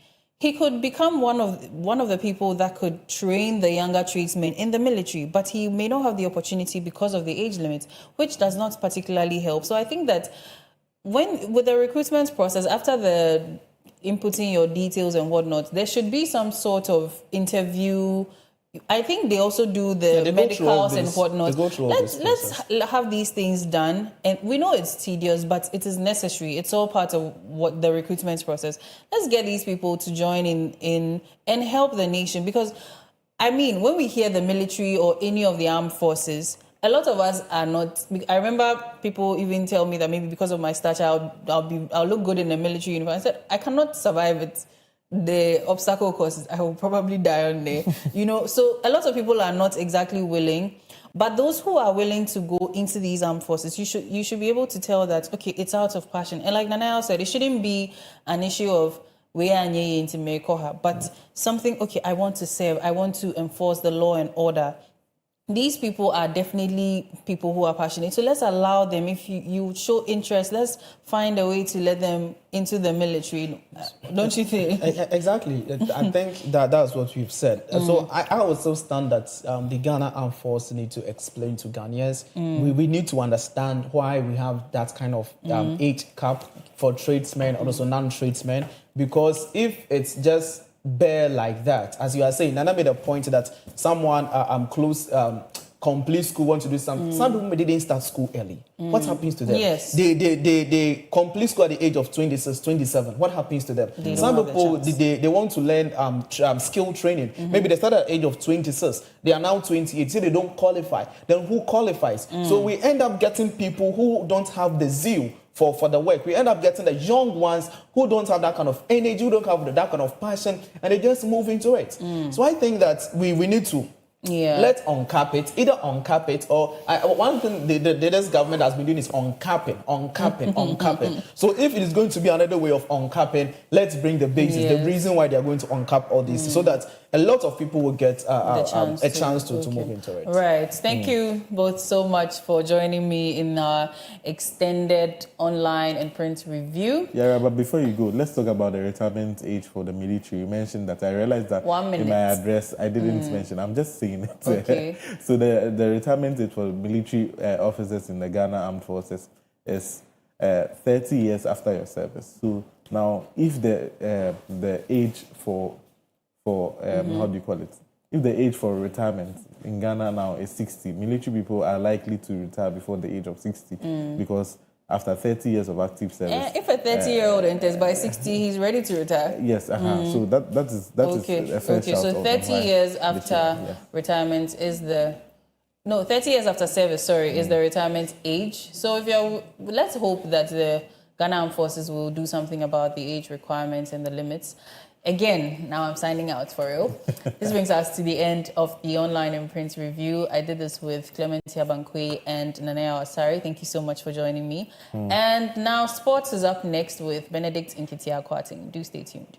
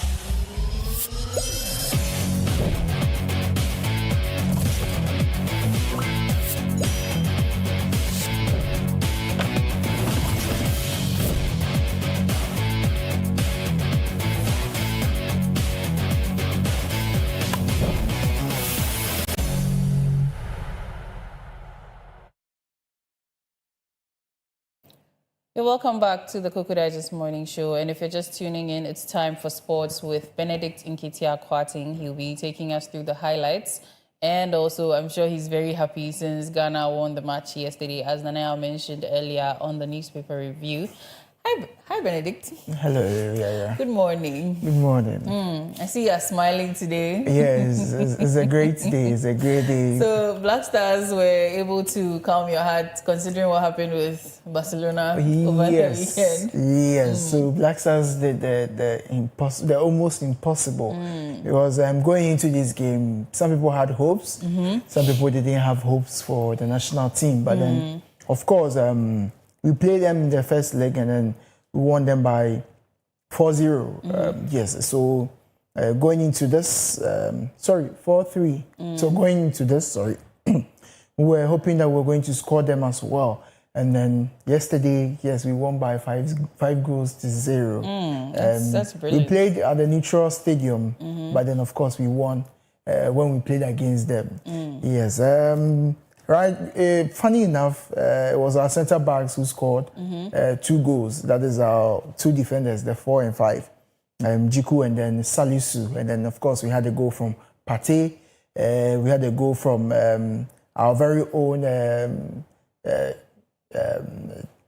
I forgot his name. Jordan Ayew. Jordan Ayew scored? Yes, Jordan Ayew scored. He's redeeming himself in the eyes of Ghanaians. He's not even redeeming himself. Jordan Ayew has been doing very well. Okay. He has 14 goal contributions so far. So he's leading the goal contributions when it comes to African players, in this World Cup qualifier. Salah is second with 12 goal contributions. So you know that he's actually doing well. And then Kamaldeen scored the last goal for the Ghana Black Stars. I think we have some highlights we want to show our viewers of the game we played yesterday, so you can just join in.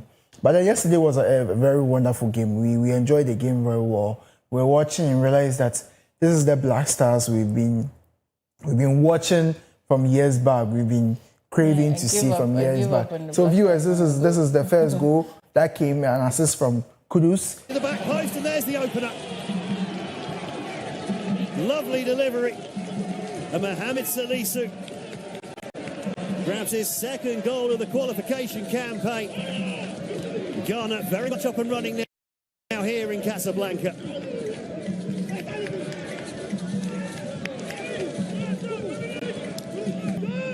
Scrambled clear. Kudus now. Then goes deep when the shot comes in. Scrambled clear, still not cleared, and eventually the ball lands on the roof of the net. 2 or 3 efforts at goal there. The initial header scrambled off the line. Free kick. Looks like Grotha fancies this one. It's chipped in, but not Kudus. Cutting inside. Oh, and the ball in. Oh, and just missed by Semenyo. And Ayew. The offside flag going. Flick for Semenyo across there. Oh, that's a sitter. He pushed out of the 6-yard box at the moment. All sorts going on here as the ball comes in, and it's Kwasi Sibo just dropped deep for a moment. He's burnt past one, and he's played a nice little ball through there. Oh, and this is opening up nicely for Ghana, and that's 2-0. Thomas Partey. Timing is run into the box to perfection, and surely now Ghana moving towards the full 3 points. Smiles in the stands as well, smiles on the pitch. Snuff that out for the moment, and then makes the tackle as well. But they still haven't cleared it. Shot comes in just wide of the upright. Some of the home players just warming up there. Cross comes. Beats the keeper and it's looped into the net for 3-0. 69 minutes in. The 3 points surely in the bag now.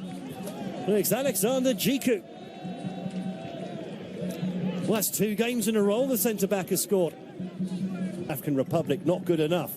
As Mensah puts another ball in. Half cut out at the back post. The shot comes in. It's 4-0. But Jordan Ayew has his goal to add to his 2 assists. And Ghana now rampant.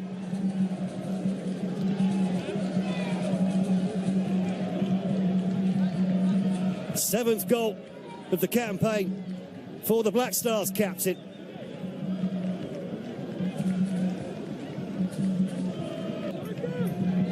Will be just for the losing spots, and now coming forwards here, and that's 5-0 for Ghana. The Black Stars rampant here. It's the substitute Kamal Sulemana. He couldn't miss from there, and he didn't either.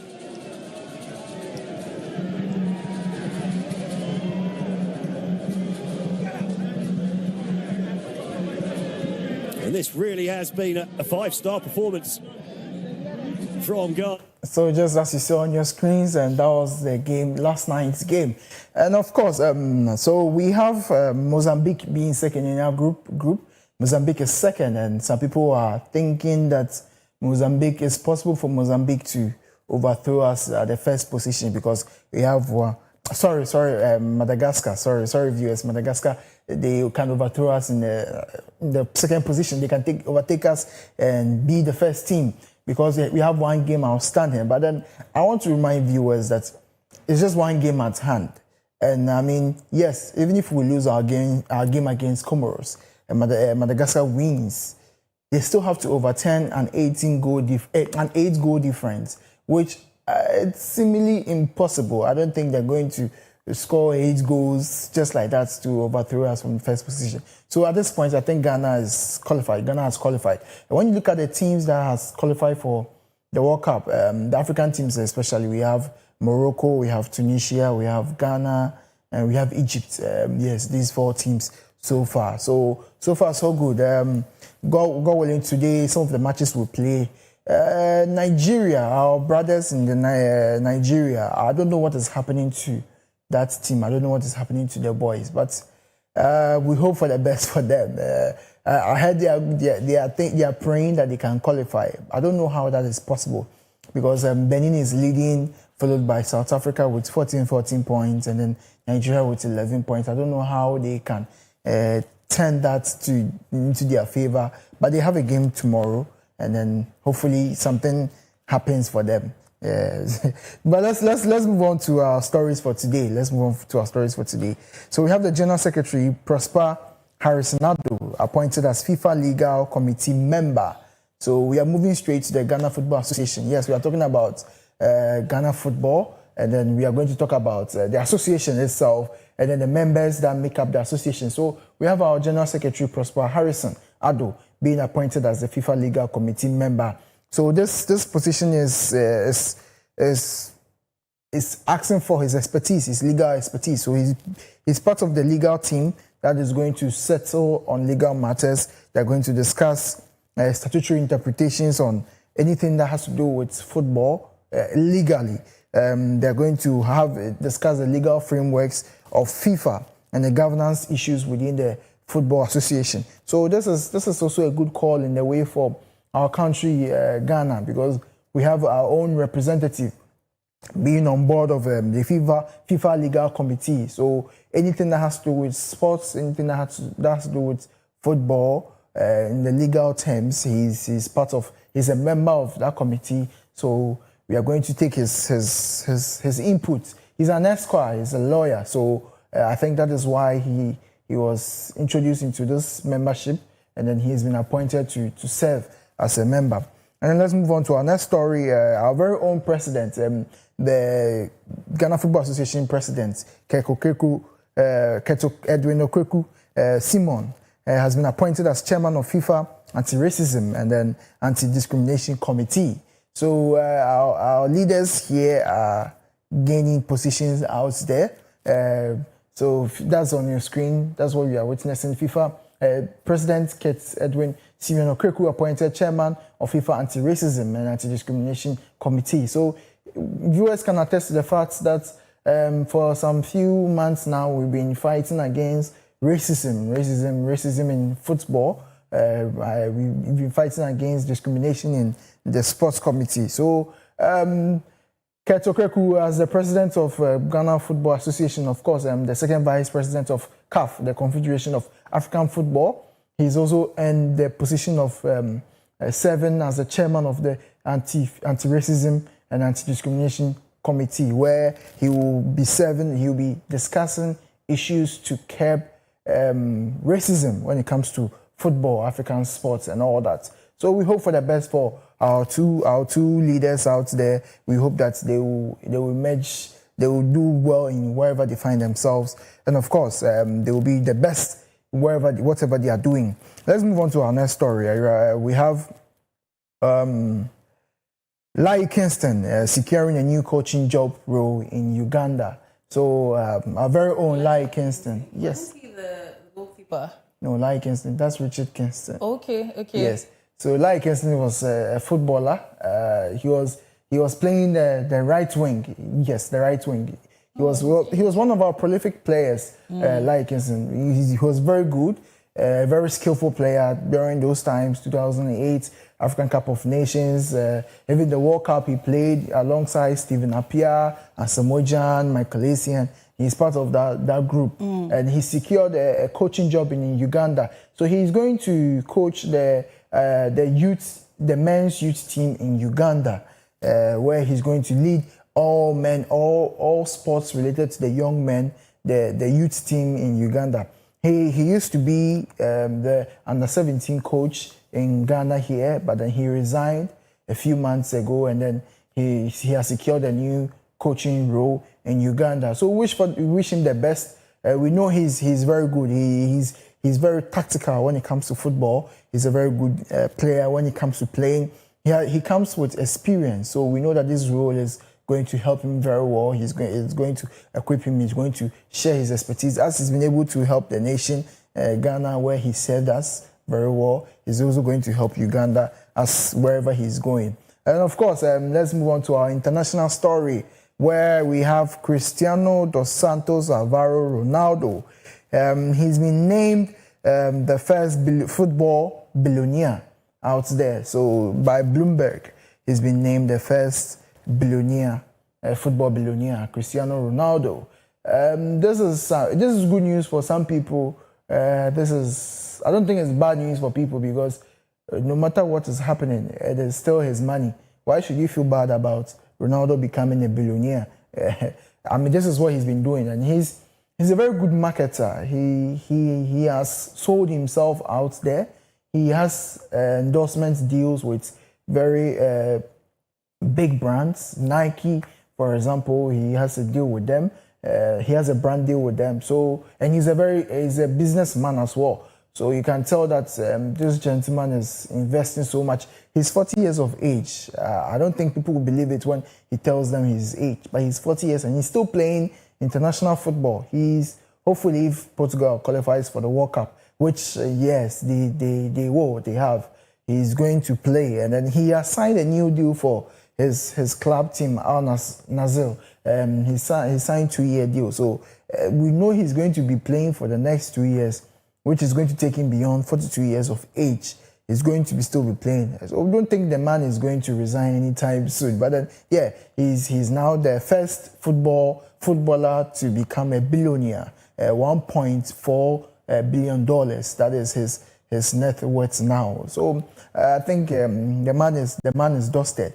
We can also take inspiration from that. Our footballers out there, they can market themselves. It's not just about the football.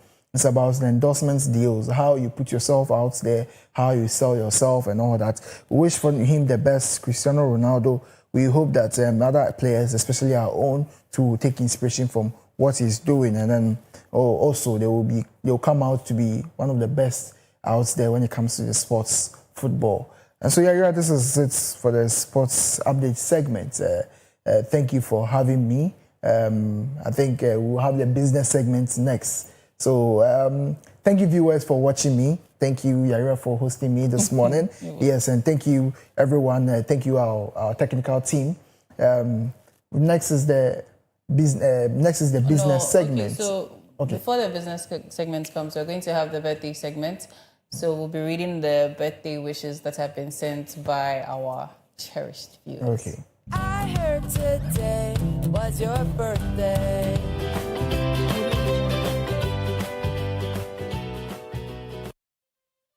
I heard today was your birthday.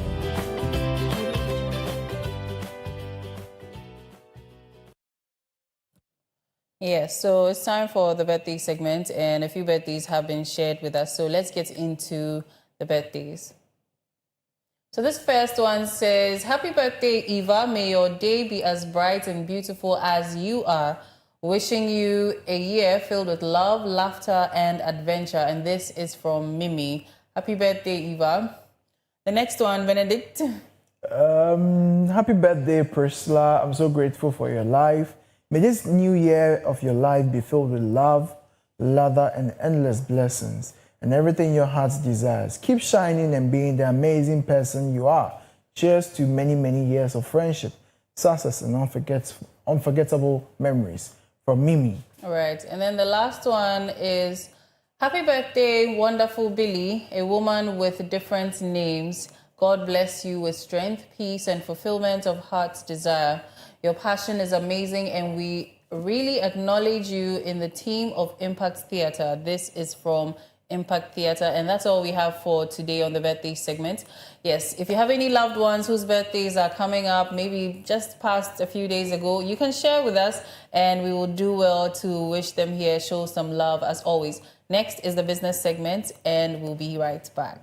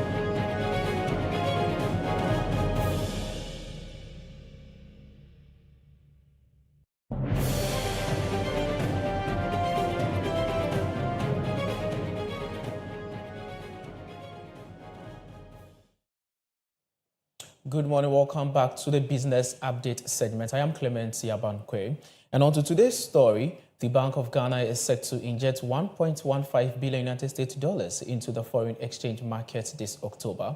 The move forms part of the central bank's domestic gold purchase program, and it is aimed at deepening the interbank market, improving price discovery, and ultimately stabilizing the cedi. There are more to this report. Beginning October, the Bank of Ghana will release up to $1.15 billion United States dollars into the forex market. The intervention will take place through spot sales, conducted twice a week in price-competitive auctions open to all licensed banks. The strategy is expected to improve market efficiency, enhance transparency, and reduce volatility in the cedi's exchange rate. Monthly auction volumes, however, may be adjusted depending on market conditions. So, colleagues, as we celebrate these gains, let me stress that the task of consolidating stability is a shared one. Sustaining a stable exchange rate or deepening credit to productive sectors and expanding exports, these require close collaboration between the Bank of Ghana and the banking industry. But beyond stabilizing the local currency, the central bank is asking commercial banks to play a more active role in driving economic growth. Banks are being encouraged to introduce export-oriented financial products, adopt local insurance coverage for imports to help conserve foreign exchange, and consider listing publicly on the Ghana Stock Exchange to strengthen their capital base. And in the same spirit, I want to urge banks to adhere to domestic regulatory provisions.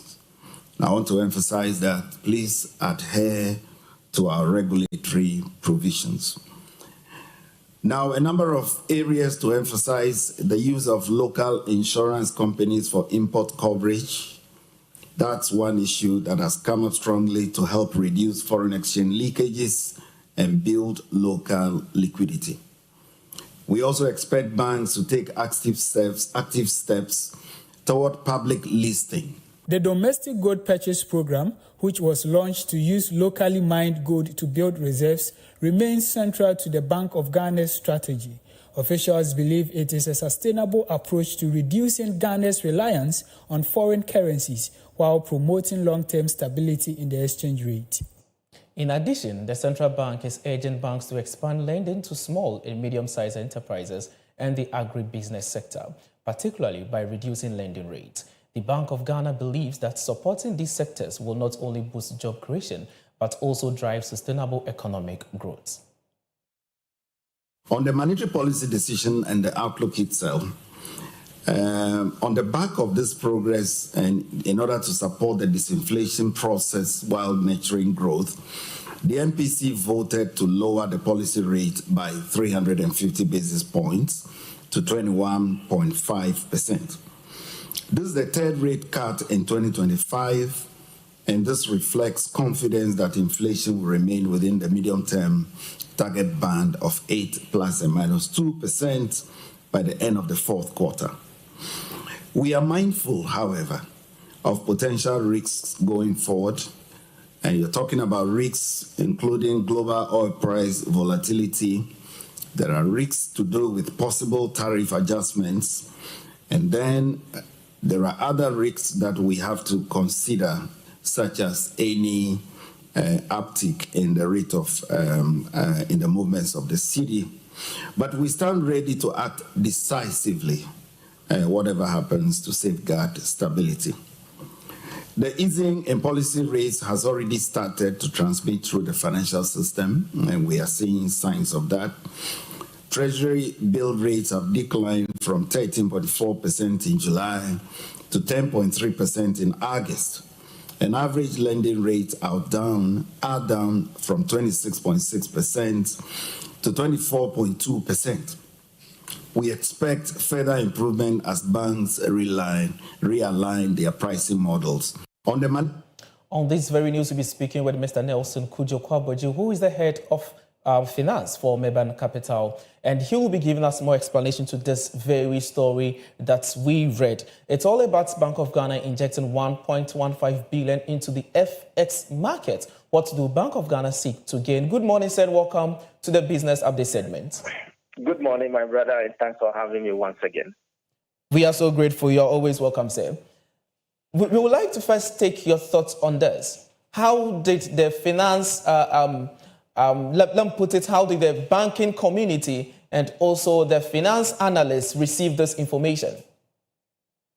Well, once again, thank you very much for the opportunity given us. I've always been saying the act that establishes the Bank of Ghana mandates the Bank of Ghana to maintain currency stability and price stability. Okay. And so every decision, every policy decision that the Bank of Ghana takes is actually meant to satisfy these two objectives, either price stability in terms of inflation or currency stability.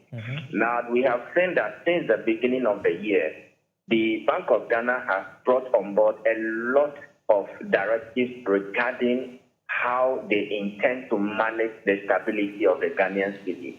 And so the $1.15 billion that the Bank of Ghana intend to inject into the FX market is just one, to deepen interbank FX activity and also to help, stabilize the Ghanaian cedi.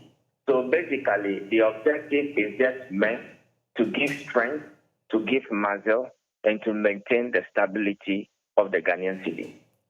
Okay, thank you very much for such a submission. We know this is not the first time Bank of Ghana is doing this kind of injection into the FX market.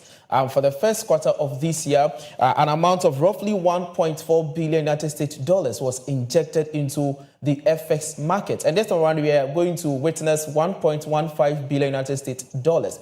How different is these two interventions, the earlier one and this? And what do they seek to achieve this time around? All right. So the Bank of Ghana do intervene in the FX market from time to time, as I did indicate, with a clear-cut objective of giving strength to the Ghanaian cedi. Now, if there is a depreciation of the cedi, what it technically means is that the cedi is losing value. And it is mostly attributable to high demand on FX. And now the Bank of Ghana has the FX. And so in order to make sure that there is no shortage of FX in the system, the Bank of Ghana will release periodically, foreign currency, FX into the market. And so, for instance, the gentleman who is into importation, when he needs to pay his suppliers in India or South Korea or whichever country, the FX is readily available for the person to use. And so the intervention of the Bank of Ghana by way of injecting, dollars of FX into the system is just simply to help maintain currency stability.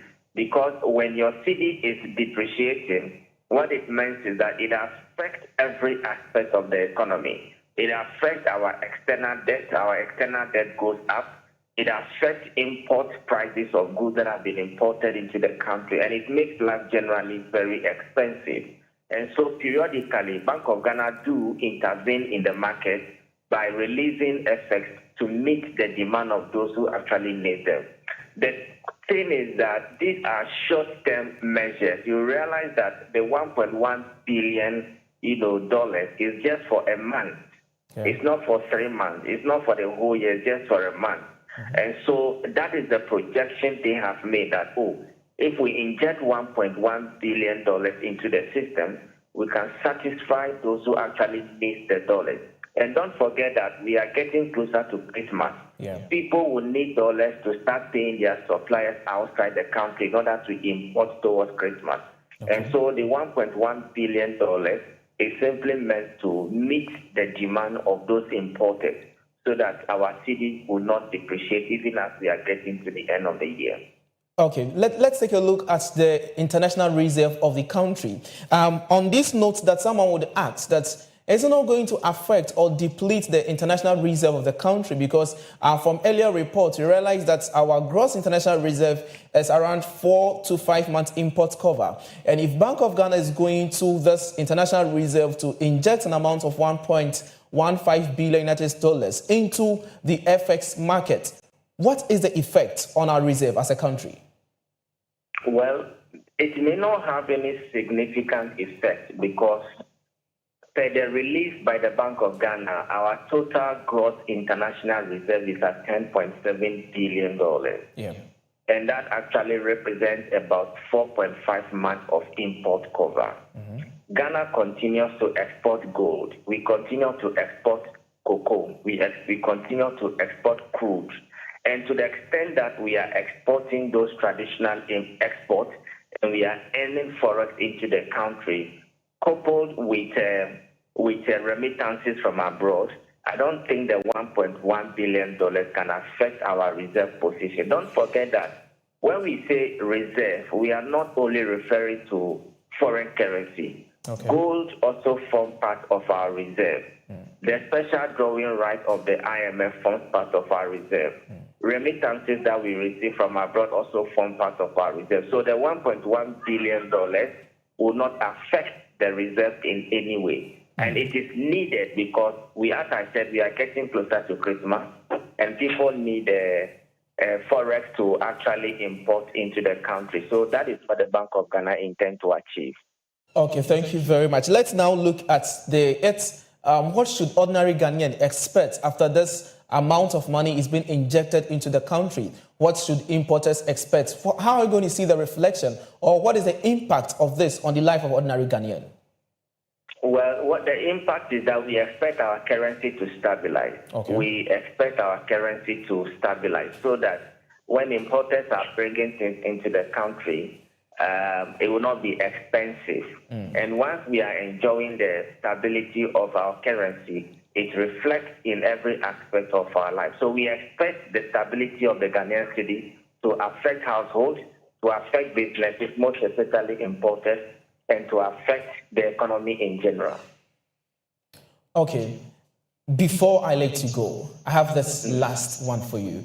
The governor was talking about a part that commercial banks should make sure that lending rate goes down or interest rates on loans comes down. How do you welcome this news? Well, I think it's a good news. I've always been saying that currently we are enjoying some level of economic stability. Okay. But stability alone is not enough. We need to grow. How do you grow? If you want to grow, you need to empower the private sector. You need to empower your SMEs. The SMEs can only grow when the cost of borrowing or the cost of capital is also low. And so we expect that the banks will also reduce their lending rates in order for businesses to go and borrow from the banks, expand their operations, employ more people, and also pay tax revenue to the government. So I think the lending rate in Ghana now is excessively expensive. And so to the extent that the MPR, the monetary policy rate, is coming down, to the extent that the Ghana reference rate is also coming down, we expect the banks to also lower their lending rate. So for businesses to go and borrow, expand the economy, for the economy to grow. Okay, thank you so much. Say, if you are to give a bold recommendation to the managers of the economy to complement this injection into the FX market, what would that be? Well, I always say that we should continue with the fiscal consolidation measures that is currently being implemented by the government.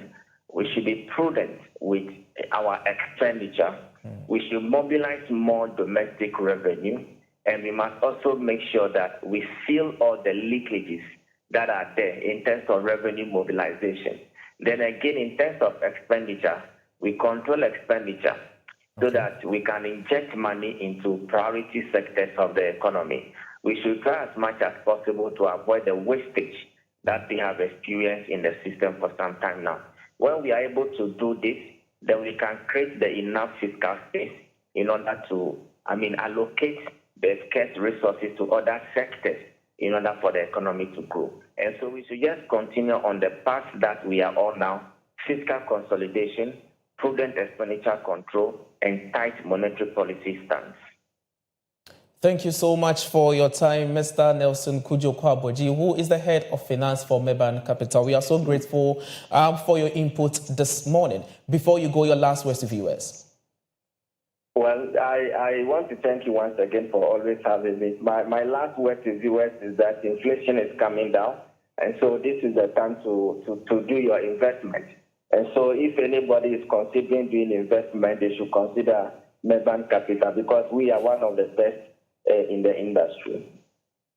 Thank you so much, sir.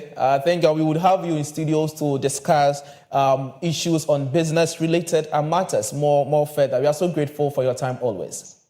You are welcome. Thank you very much for having me. Thank you. Okay. Bye. So that is a discussion on the Bank of Ghana injecting $1.15 billion into the FX market. According to the finance analyst, I hope you got to understand that it's going to stabilize the cedi in terms of its depreciation, and it will make importers and exporters get more of the dollars they need to actually use in their trading activities. That's all we have for you on Business Update segment. I am Clement Yabankwe. Do enjoy the rest of the show.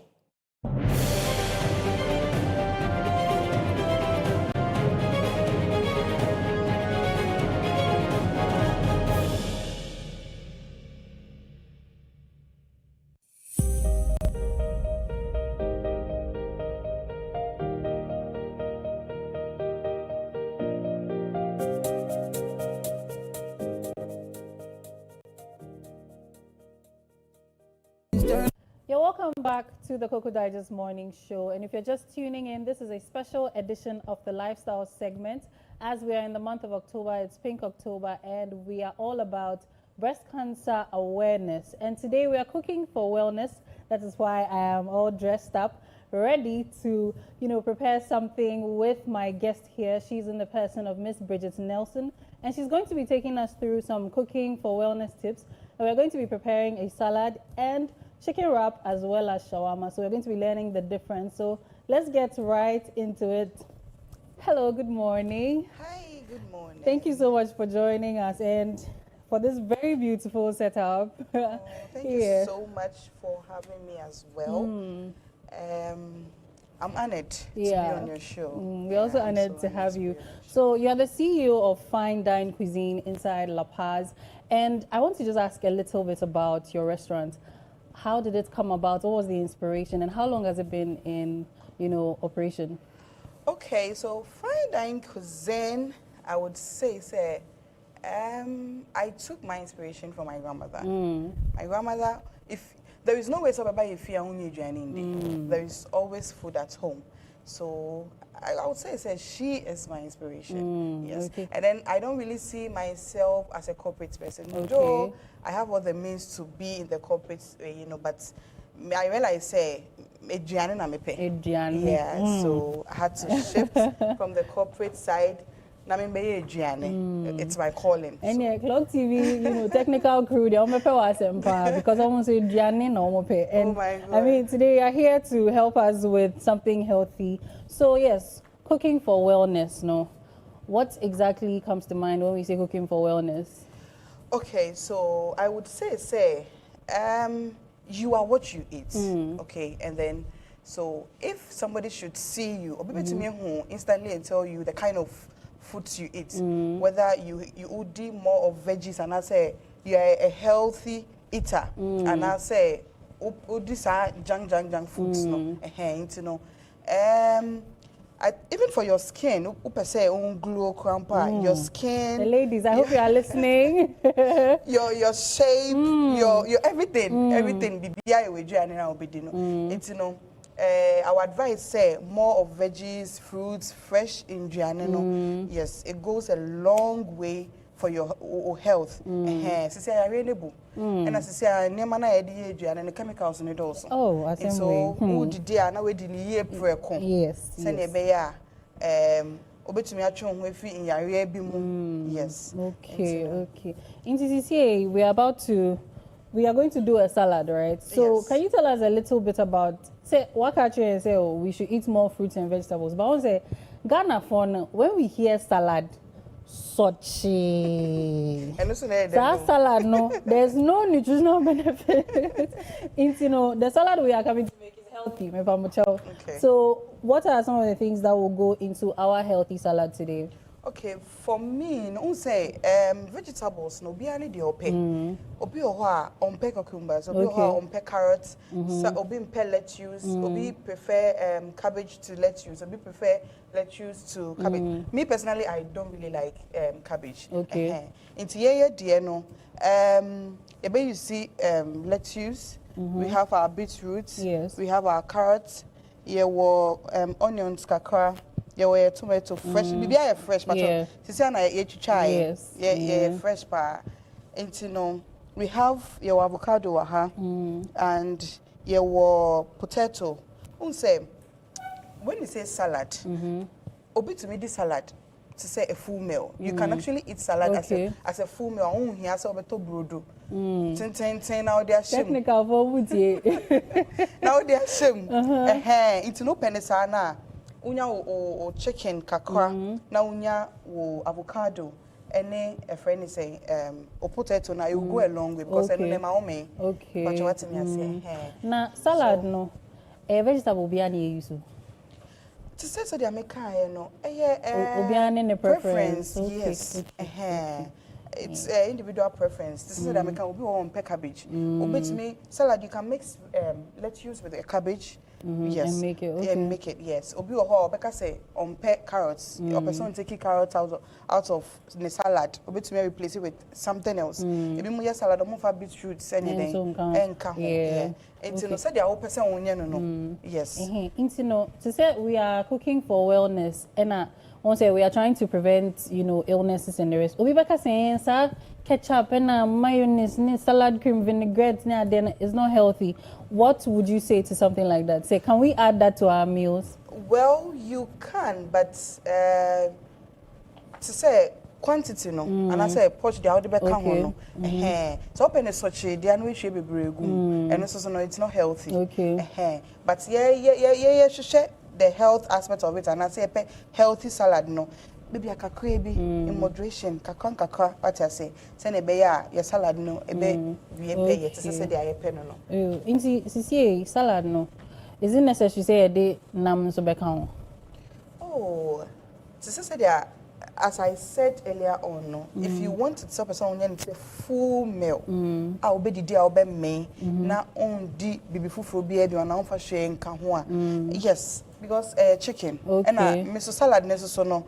Oh, you see chicken breast because you say chicken breast, it doesn't really have fats. Yeah. Yes. It's much better for salad as compared to maybe a normal normal chicken and I say I'm going to say meat and okay. Yes. Then let's get right into making the salad. We there, media mayo assistant into Pacha direct me. Okay. So we have our cucumber here. Yes, everything has been nicely cleaned with vinegar, with a bit of salt, with water. That's actually very necessary. Using vinegar to wash our vegetables and our fruits, is it also advisable to soak it for a while? I don't think you should soak it. Soaking it's no to say let you say and shada ni ahuden. Okay. It's also soaking baby rabbit who's a bit ebego. It's washing it you would have to wash it well because we so no we bebre wo mu like one who mu yeah One baby anya. Okay. What I say? Yeah. So you would have to wash it well, but not necessarily say soki wonsuomu. But if you want to keep it fresh, and no the roots in the also no. Now if you say umpeso the fridge mo.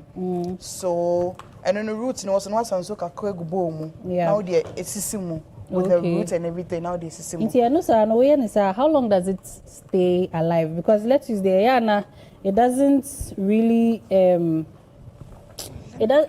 I don't know. It doesn't have strength. Kakana, you see that it will relax. Yeah. So maximum, I would say 3 days because of say 3 days. But they don't sell everything at once. Yeah. So maximum, let's say 3 days. Yeah. You should be able to consume your lettuce. Yeah. Okay. So, does it matter how we cut our salads and our vegetables, like for it? And I know they're more of aesthetics. Yeah, okay. It doesn't really matter. So they're all friend is what would you know? You'll be okay, and I say comfortable with That is so we had prepared the chicken before we started shooting, and to be honest, the aroma of this chicken has been and even the technical people are already hungry, but we won't give them. Into chicken, what went into the marinade? Okay, so with the chicken, I have ginger, I have garlic, I have a shurisa, a fomisa, our local spices. Oko marketer. You can actually tell omo spices and say, oh, omo spices no ma mix no. So the ube toto now combine the area because spices ni be it's bitter. Yeah. And so who portions so the ube no one share you end up with spices in a very very bitter. You wouldn't be able to say ube spices be na like how do I even put the question? Which spices should we combine? Which ones go better with each other? Complementary, yes. That's the word. Well, me, I use more of garlic, ginger, onions, star anise, our local spices, pepper. Yes, that is what I use. So they are making portion is very, very, very important. Na said the Nancy, yabe cube asem no.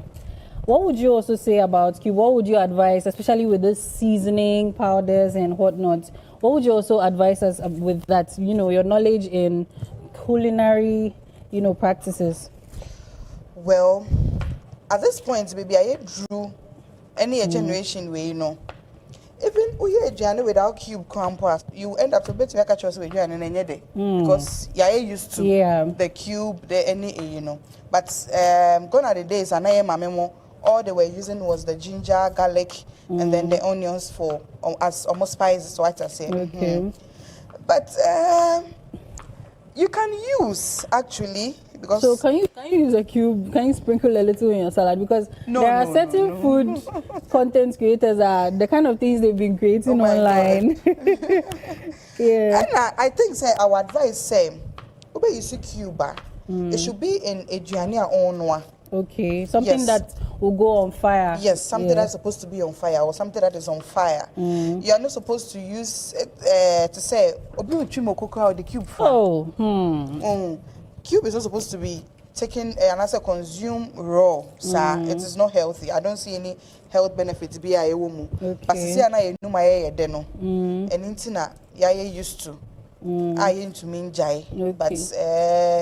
You're not supposed to eat it raw, and I said, "Would be raw." And I will use I mean, just in moderation. Moderation, okay. Yeah. Inti, salad. Is there a particular order to put the things? Maybe a better in so anything of the sort. Okay, so with the salad, you see this one. It's something we are consuming now. Yeah. Into any day, we are just mixing everything. But say what they call program and that's what they call long journey and I say it's advisable so we should separate. You separate everything. Okay. So when you get to your venue, then you mix it up. That is the best way. So for someone learning how to make a salad today, what are some of the steps or what are some of the things you tell the person to keep in mind when making a salad?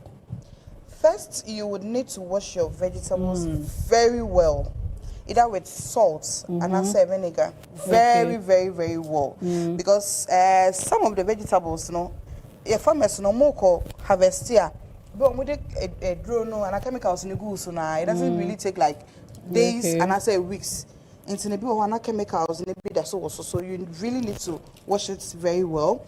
And then with the I don't know what you'll be using. If you are using lettuce, when you go to the market, look out for a very good crunchy lettuce. Very fresh and crunchy. So when it's crunchy, then we know it's fresh, it's right? Fresh, yes. And then very green lettuce. And no, you know, say it's fresh. Koko, no, you training now. Okay, we'll use some of the rest. Let me get something now. Yeah, the kakra wrap no, yes, okay, and the better change. So, back to the chicken. You were saying that the chicken is not too, it doesn't have too much fat and things like that. If we decide the chicken breast. Okay, so what is the difference between the chicken breast and maybe the thigh? Because me say me pet thigh. When we are holding the drumsticks, what's the difference? What makes it less, fatty as compared to the other parts? Okay, so with the chicken breast, it's the upper part of the chicken. And then before it comes to the market, raw. The skin. Okay. But I would say, if you have drumstick and then you use drumstick, now person healthy for your meal. You can also actually take off the skin. Now we try if you bones in So basically, and then the chicken breast, it cooks faster as compared to the drumsticks and then the other part of the chicken. The breast cooks. So for somebody who doesn't know where to get it or how much it is, would you say maybe chicken breast is more expensive because of maybe what it goes through as compared to the others? Yes. It's more expensive. Yes, as compared to the drumsticks and then chicken breast, mostly it's sold in the malls. And because of yes, so I would say, okay. So for those of us who would want to cook on a budget, as she said, when you get your meat, your chicken, you can also just go through the processes, take out all the fatty parts of it, and then you can cook it. You still get the same value. The chicken breast is mainly expensive because it goes through all the processes. They take off the fat from it and they make it very lean and healthy for us. But if you can afford it, why not? Chicken, I see on social media, the chicken breast, they don't fry it they don't deep fry it like the way the check fried rice, the chicken is deep in oil. How does that come about? Well, as I said earlier, chicken breast no one and check. Sisi ana ben. Sisi de wahano. Yede oil kakwe, needs a little oil, just some oil kakwe, just few minutes and then it's ready. So just imagine drumstick na noa. And it comes it will bones in your money. Okay. Into that being said, before I go to my next question about the chicken, are there red wave? Beetroot. Okay, beetroot. Who are markets near there? Is it also a very healthy vegetable we can incorporate into our diet? Very, very healthy. To say any other vegetables, say high in fiber, and it's good.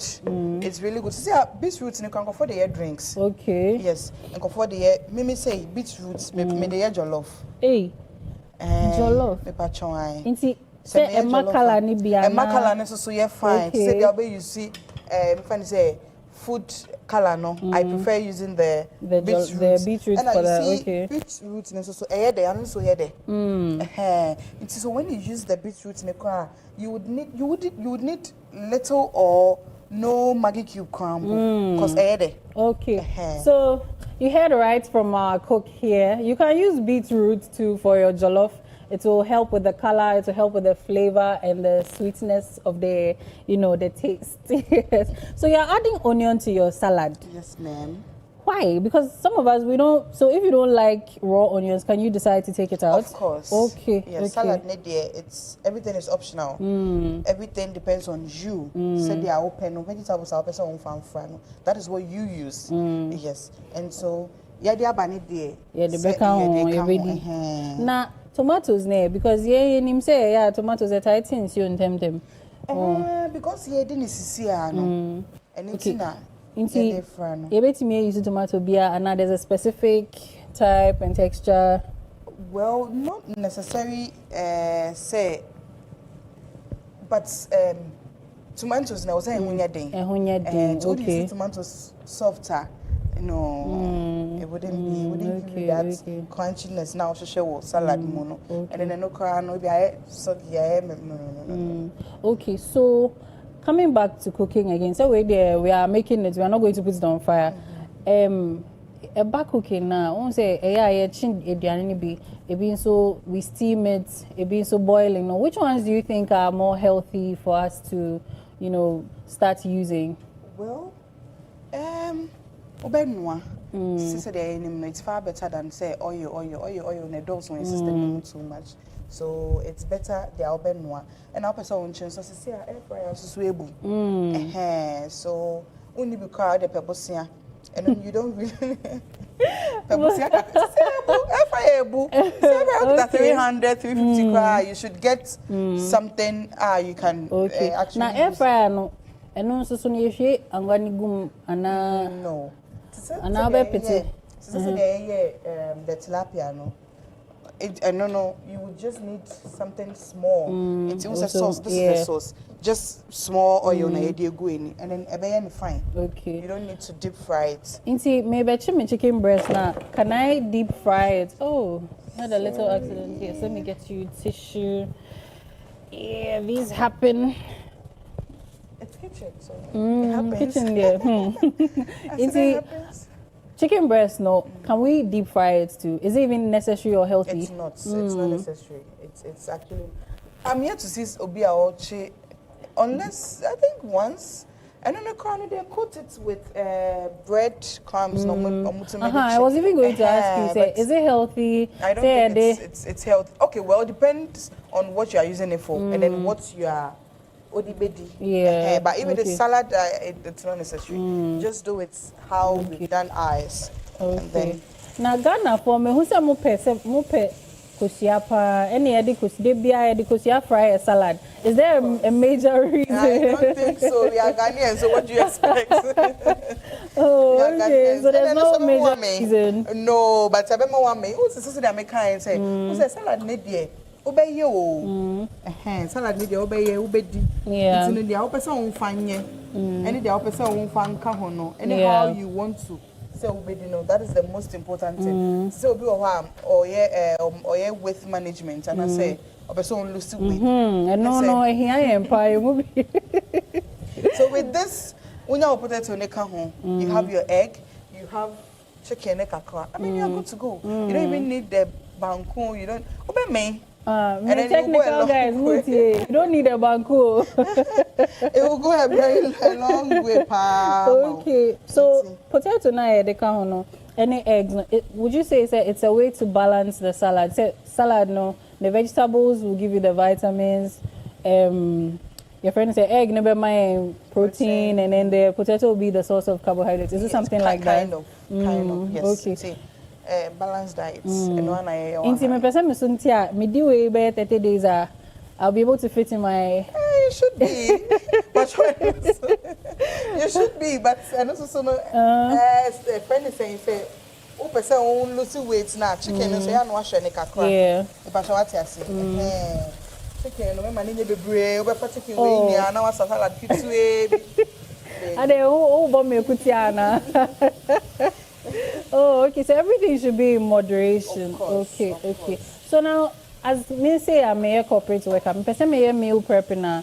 What are some of the things you would advise that I do? Well, with that, no. Can I get this? With that, no. I would say it's good. It helps. Okay. But in this of fridge mo. In this of fridge mo because o de aduane go fridge mu che bebre a losing nutrients na okay. What you say? It's not even advisable say beche bebre. At least say be 3 days be and I say maximum a week. But no cry no. To say be a maximum a week. Okay. But at least 3 days be there. Just that's a time management and all that, but it's not really healthy like that. You need the freshness of vegetables. You could do fear after 6 p.m. No, fresh. What are some of the substitutes are you waiting me for it to help us?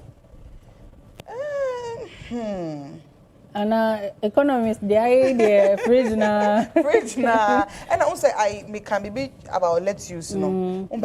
Fridge you just keep it in water. Okay. For like 3 days be, and I say maximum 3 days be. Hence, and carrots, the only carrots and when there, the box ones, no. And you say to me, it's enough for some time. And sana.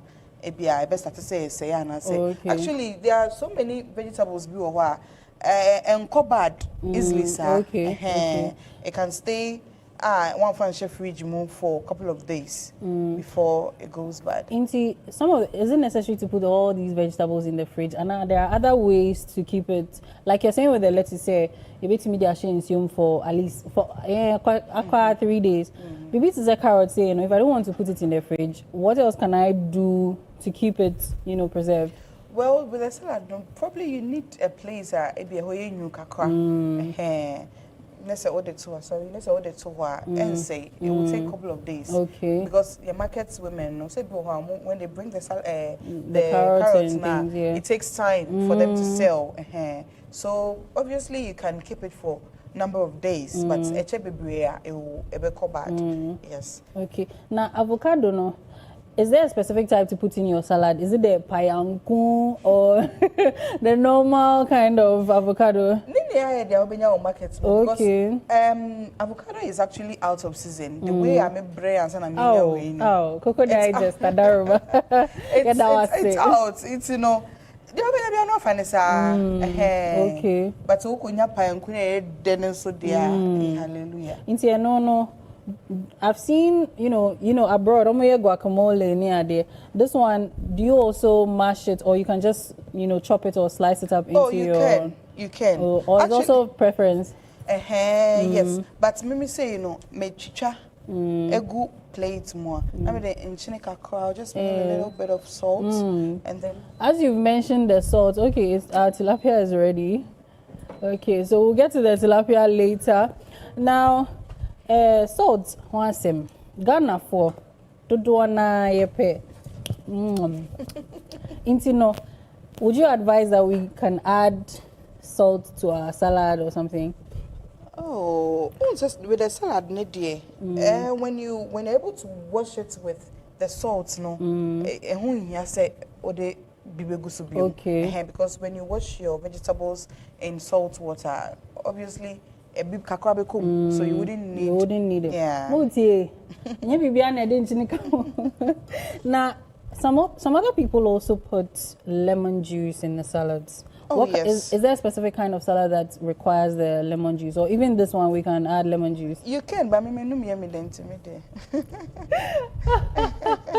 Oh, okay. So what does that do for the salad? Is it just a taste thing or it's a nutritional thing? No, not necessary, but no, I think that is the open but I'm sure so should have its own taste. Yeah. So the potato we have here, it was boiled. Yes. Okay. So if you want to add a potato to your salad, you boil it, not fried. This is not fried, so it's not chicken and chips.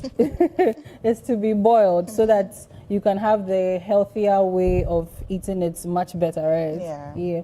So we are coming to the wraps very soon, and we have two types of wraps here. Intino, which is which?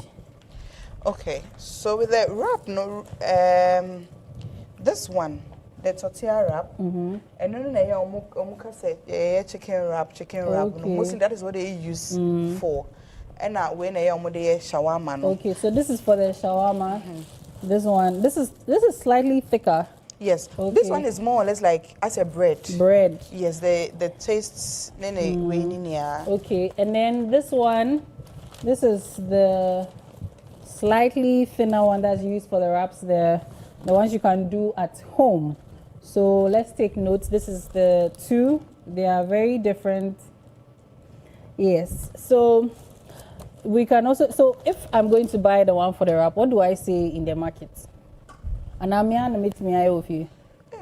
Okay. But what's it made of? Before we even come to buying it. Flour. Okay. And I'm not sure. Ingredients. There is sugar, there is salt, and then there is yeast. I had to say this is more or less like bread. Okay, but a healthier one. Okay. So if I want to be maybe shawarma do me kona me pese me kokroma kotono, I can use any of these wraps to make it. So I can buy for myself and then do my own wrap. Of course. Okay. So, and that is why we are here today. I'm sure say a moving process now. Okay. And then it's very easy. It's very, very, okay. very Like easy. you can hear our cook here. She says it's very easy to make your own chicken wrap or shawarma. So of course I need you to stay tuned, zoom in your TV and watch the process when we begin. This red and white meaning say ketchup, name mayo or is vinaigrette. Which of these, what's their name actually? Okay, so this is my special sauce. Yes, there is mayonnaise, there is milk, there is a bit of brown sugar, there is a lot. A lot in it. Yes, and I'm mixing. Special recipe, okay. Garlic crown. Garlic, oh, okay. Yeah, so this is this much healthier than the usual ones that we buy on the market? I would say yes, because of maybe a garlic na okay. Inti say no mekotomi mayonnaise. Herbs in it. Okay. Inti mekotomi mayonnaise. Can I also incorporate a few of the things that you've also added into your special sauce? Yes, you want to crowd it me create one. Okay. Inti ye create a pachoche na, and then from today, after today, we will be living healthy, eating healthy. We are losing weight. December body is coming. So if I want to make, assuming I have my mayo, what are some of the things you would advise I add to it? Okay, so you can add garlic. Garlic. You can add a little bit of brown sugar. Brown sugar. And milk. Milk. Because there is milk. But milk, no, it's not a creamy one. Okay. The low fat milk. Okay, the low fat milk. Okay, so can I use almond milk? And I know you're 2 dB. Okay. Of course you can. And paso kakra wom. Okay. And moko kakra. Moko. Yes. Okay. Black pepper kakra so to bit me day. You can just create your own. So when you create it, does it become maybe vinaigrette or a junior brother to it?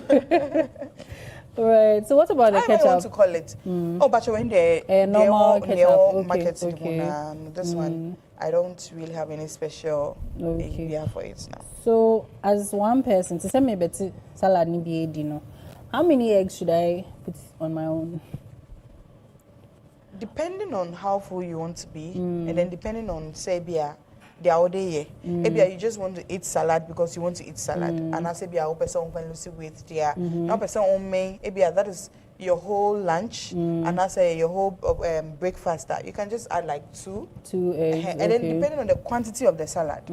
Yes. Okay. So if a event, let's say for instance, a bowl of salad like this, it's not for one person. Yeah. So this you can use about the 4 eggs. We can use the 4 eggs. 4 eggs. Yeah, we can use 3. We can use 2. Yeah. So you heard from our cook, don't be too greedy with your ingredients. You need to be everything in moderation. So keep that in mind. When you're eating for one person, you will just use maybe a maximum of 2. If it's for more people, then you can use a little more than that. Yeah. So we are almost done with our salad. Yes, now we need to get into our wraps quickly before we run out of time. Of course. So which of the what's the name? The bread, yes. Which of the breads are we using? So we can start with the shawarma first. Okay. Yes. I just want to garnish. Yes, our cook is garnishing the salad for us. So when when it's ready, we will be able to see just how much of a beautiful specimen we are getting here. So this is the no. Is there an order for the wrap? So let me show you how to do it. Okay. We would have to cut open this one, so you can cut it like this. Then you do it like this. So we cut it open, and then so when you open it, then you put it inside, or you would fold have to fold it. Okay. And to me, we are. Okay. I'm not sure how to fold it. Okay. Yeah. So it's the same thing with the other. This is just wrap one. This is just flat, something very flat. Yeah. So since we are using just one for the demonstration, no, but we would need about three. We will need three to make. Three of this. Okay. So let me cut open another one whilst. Yeah. Okay. I'm learning. I hope you are learning too. Yeah. This is a healthy salad. So not too much. Too much. I hope we are listening and watching. It shouldn't be too much cream, too much ketchup. Something moderate for our health. So I'm also, yes, I think I'm a good student, no? Of course. Thank you, teacher. Yes, so we've made 3, so we have 3 wraps here.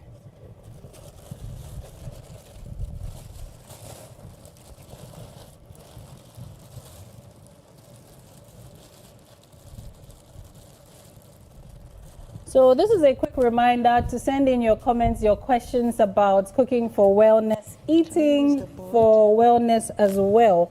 So please do send your comments to the WhatsApp number displayed onto your screen, or to our YouTube or Facebook live stream. So we're getting ready to do our wrap. She's going to dice the chicken now, and it's advanced level cooking. Yes, so the size of the chicken, no, doesn't matter, or is also... No, it doesn't matter. It doesn't matter, okay. However you want. Now, I was asking about the boiling and the frying. Can you boil your chicken and use it for a wrap? Especially if maybe Dr. Akacho said no more fried foods for you. So that is why the air fry in the and now open to me, probably like steaming. Steaming, okay. Then you can just. Okay, so like with steaming, is it a normal steaming we know, or is the one that you put some water and let the steam rise to steam the food? Or yes, but a little water, because also when anything. The chicken breast, is not hard. Okay. It's very, very, very soft. It doesn't need too much water. Okay. Now they are boss, and then it cooks very fast too. So even though we didn't touch too much on the the processed foods, no, we have sausage here, we have tuna flakes, and we have baked beans. Is it also bad to overeat the processed foods, or we can also have in moderation? Yes, in moderation. With this, also I had to say, Ghanaian style of salad, no. Obviously, the baked beans, kakra, a little bit of babia, kakra. Okay. And I don't think it will hurt. To just add a little. Okay. If you are not on a strict diet, okay. It's fine. You just sprinkled something. Can you tell us a little bit about the spice? It's a dried basil. So this is the fresh one. Okay. And so this one is the dry one. Okay. So it's just for garnishing, and then the flavor. That is all. Okay. Yeah. Okay. Thank you so much. So let's get into the wrapping, the chicken wrap, then we can wrap up the show. Yes, so we're putting the ketchup on its finishing touches. It's going to go down this morning. Today I came empty stomach. Yes. I'll be eating very well. Yes. Very healthy. Is ready. So our salad is ready. I assisted. Yes, so this salad was made up of some lettuce, some cucumber, carrots, beetroot, onions, tomatoes. Then we also had some pear. We also had some eggs and even chicken breast. Then we had the special sauce as well as the ketchup. And yeah, we have tuna flakes as well in it. So you can also just copy us. Do something small like this for yourself and enjoy. Now it's time for us to do the wrap. So, I will need the tissue to... So are there any things that we usually do in our kitchen that isn't good for our health, especially when it comes to, let's say, cooking and washing dishes, or maybe leaving the thing na ashe na there? Is it very bad? Well, it's not advisable to cook na weja oniema overnight and for a very long time. Yeah. Because be attracted enema bebre, which is not good for your health. Yeah. Yeah, be attracted once na bit me attracted in boa bebre. It's so not advisable. Okay. This thing is short. Do we need another one? The third one is here. Yeah. No, okay, so we will need that to wrap a unique. Okay. Maybe I'm trying to. So yes, the wrap is beginning. We are putting the sauce on the bread first, and then so put the sauce on the bread. So now, why no? Why spreading? No, okay. What they are strasra. Okay. Yeah. We safeguard our salad quickly. If I can get a tissue so that I'll mix. Okay, let me give you two. So here you go. Thank you. So after the cream, what are we adding? Our cabbage, we're using cabbage and then carrots. Okay. For our shawarma. So cabbage kakra. I hope that a bit of a plate, na inya carrots and okay. Yes. Kakra. Yeah. So we okay, so this is basically coleslaw that we've been hearing. So tell us what coleslaw is then. Well, it's a combination of salad, a friend is saying cabbage and then carrots. Sometimes they do homemade jene kakra, onion kakra befra, and I say spring onion kakra. But basically this is it. Okay. You don't need to do much. Okay. Inti yewo comments ni biya about comments aba. See there. This one that I've touched my phone there, I cannot help you. So this one, I'll say, what's the difference between chicken shawarma? What's the difference between chicken wrap and shawarma? Well, with the wrap, I don't know, mostly, a yanko for you see lettuce. Okay. Yes, and then the shawarma is more of cabbage and then carrots. Though some people use, for anything, lettuce for the shawarma. But when you say shawarma, nanka more of cabbage. Okay, more of cabbage. And then I see that is my opinion, right? I see, can I say, wrap it's more healthier as compared to the shawarma. Is it because there's such a shawarma is such a because most people on time you see cream the sauce for the chicken wrap. Okay. Mostly chicken wraps are mostly dry. Okay. If I'm trying to lose weight and I'm craving shawarma and I eat it, will the weight go? Well, if you are managing your weight and I say you are trying to lose weight, you can obviously sell by healthy shawarma also as well. Okay. What I say. Until you just have to take off the sauces maybe just the vegetables. You can replace. You can replace the cabbage. Cabbage. You can replace cabbage with the lettuce. Okay. Now, I say maybe. Sauce no me pay. Intinka me pese me de kakra ka ho is okay, so small, less than the usual. Obi to say, how do I keep my salad from getting soggy if I'm not eating it right away? Internet can say me mixing your mano. Separate it bibia. Okay. Different. Just separate everything and then when you are ready to sell bedia, then you just mix it. Okay. Mix it still with the cream now, obviously. Intimacy won't say how much me sorry about morning show.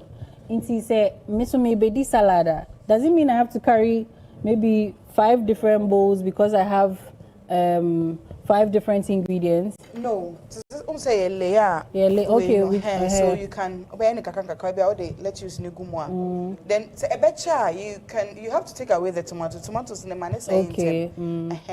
Maybe our carrots and so vegetables no but you don't mix everything together. Okay, into na me in a kakra. No, it will be from container be more. Okay. So when you're ready to have it okay.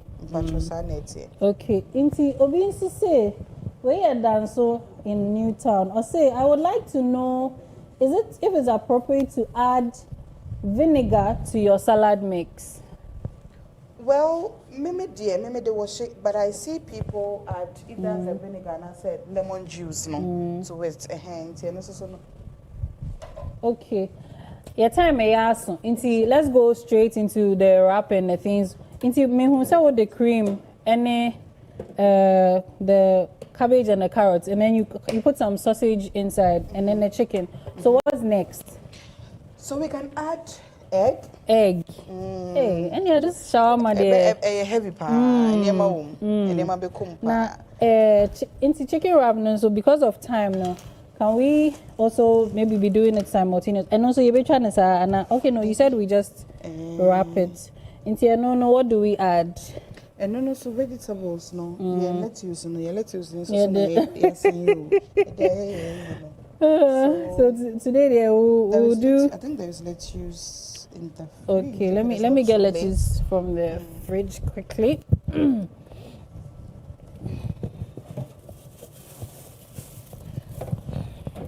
So I'd like to remind us that our vegetables are all freshly cleaned and washed. And can I please have the spare?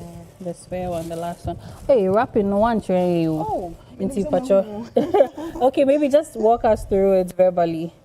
Okay, so this is how you fold it. So you bring it together on the side like this, and then so whilst you are wrapping it like this, no. Now the inchain honey shim. Okay. And then you do it like this. Okay. Then like this. Until so baby and it's a hana and chichwi. Now the last one. Okay. And I think that because of ace in Intama, okay. So it's just like this. Okay. Shawarma is so. Wait there, my cameraman never do.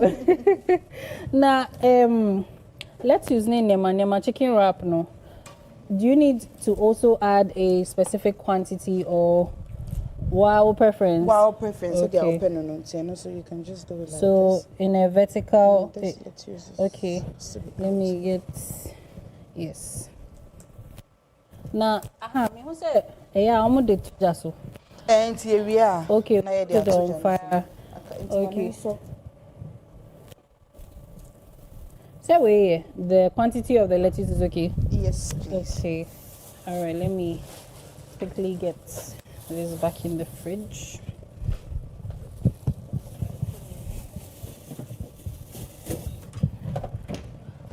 So we also had some green pepper and tomatoes on fire with onions.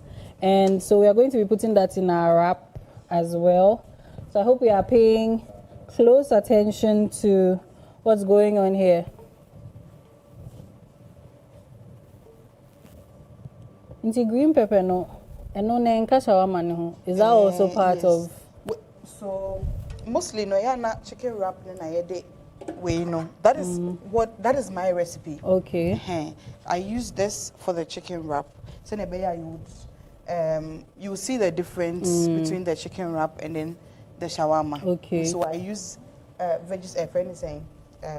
carrots and then cabbage for the shawarma, and then I use lettuce, green pepper, onions and for tomatoes. Okay. Yes. No, this one there is these no are tomatoes. But you can actually add tomatoes. Okay. So this is red. The green pepper and then the red one. Because of tomatoes. Okay. So it's based on preference. Okay, so we have tomatoes. Let's add tomatoes to it, so that you have a taste. Okay. Yes. So tomatoes kakra. So no, I've seen the difference here. This one we arrange them in a vertical line as opposed to the shawarma, Anna.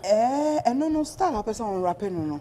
But also me bibia as said ya me no. Okay. But what I say, into say another way of wrapping it up, you can as well wrap it like that. Right. So what's the simplest way to wrap? Let's get our yes. Let's get the chicken on it quickly because our time is up. Yeah, fast spent. Okay, this one is the diet size. So this is how I do it. Okay. So I hope we are getting a very good shot. So I'll start my business in chicken wraps. Okay. Into a baby also. You know some. Until I don't say I had two different. So person pity sauce and sauce and go so it's so okay. Okay. So this one is like this. Then you are done. Now they are two jars. So okay. So now silly. Okay. Into all the two jars, so the bread will melt or soften up a little. Okay. Okay. So our chicken wrap and shawarma went on fire briefly just to get it, to seal properly. And so we're going to.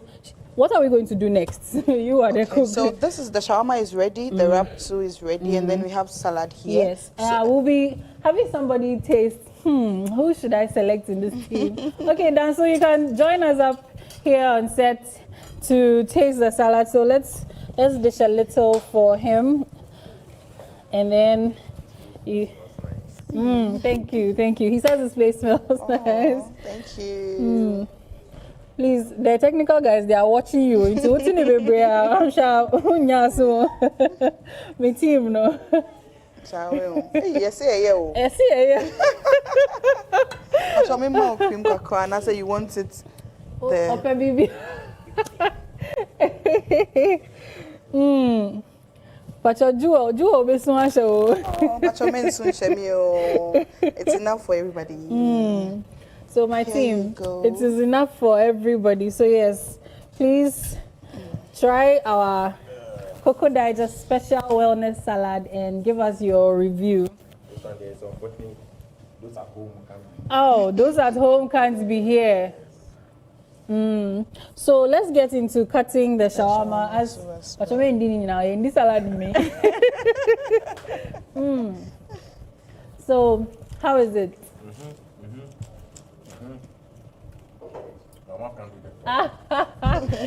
He says his mouth can't do the talking, it can only do the eating. Now, okay, so we are dividing our shawarma. Is there a way to divide it? Maybe horizontal, diagonal, skills be and this is the only way to. Hey, goodness. Please let's camera. Please capture our shawarma. Zoom in. See how. Oh my God. How does it taste? And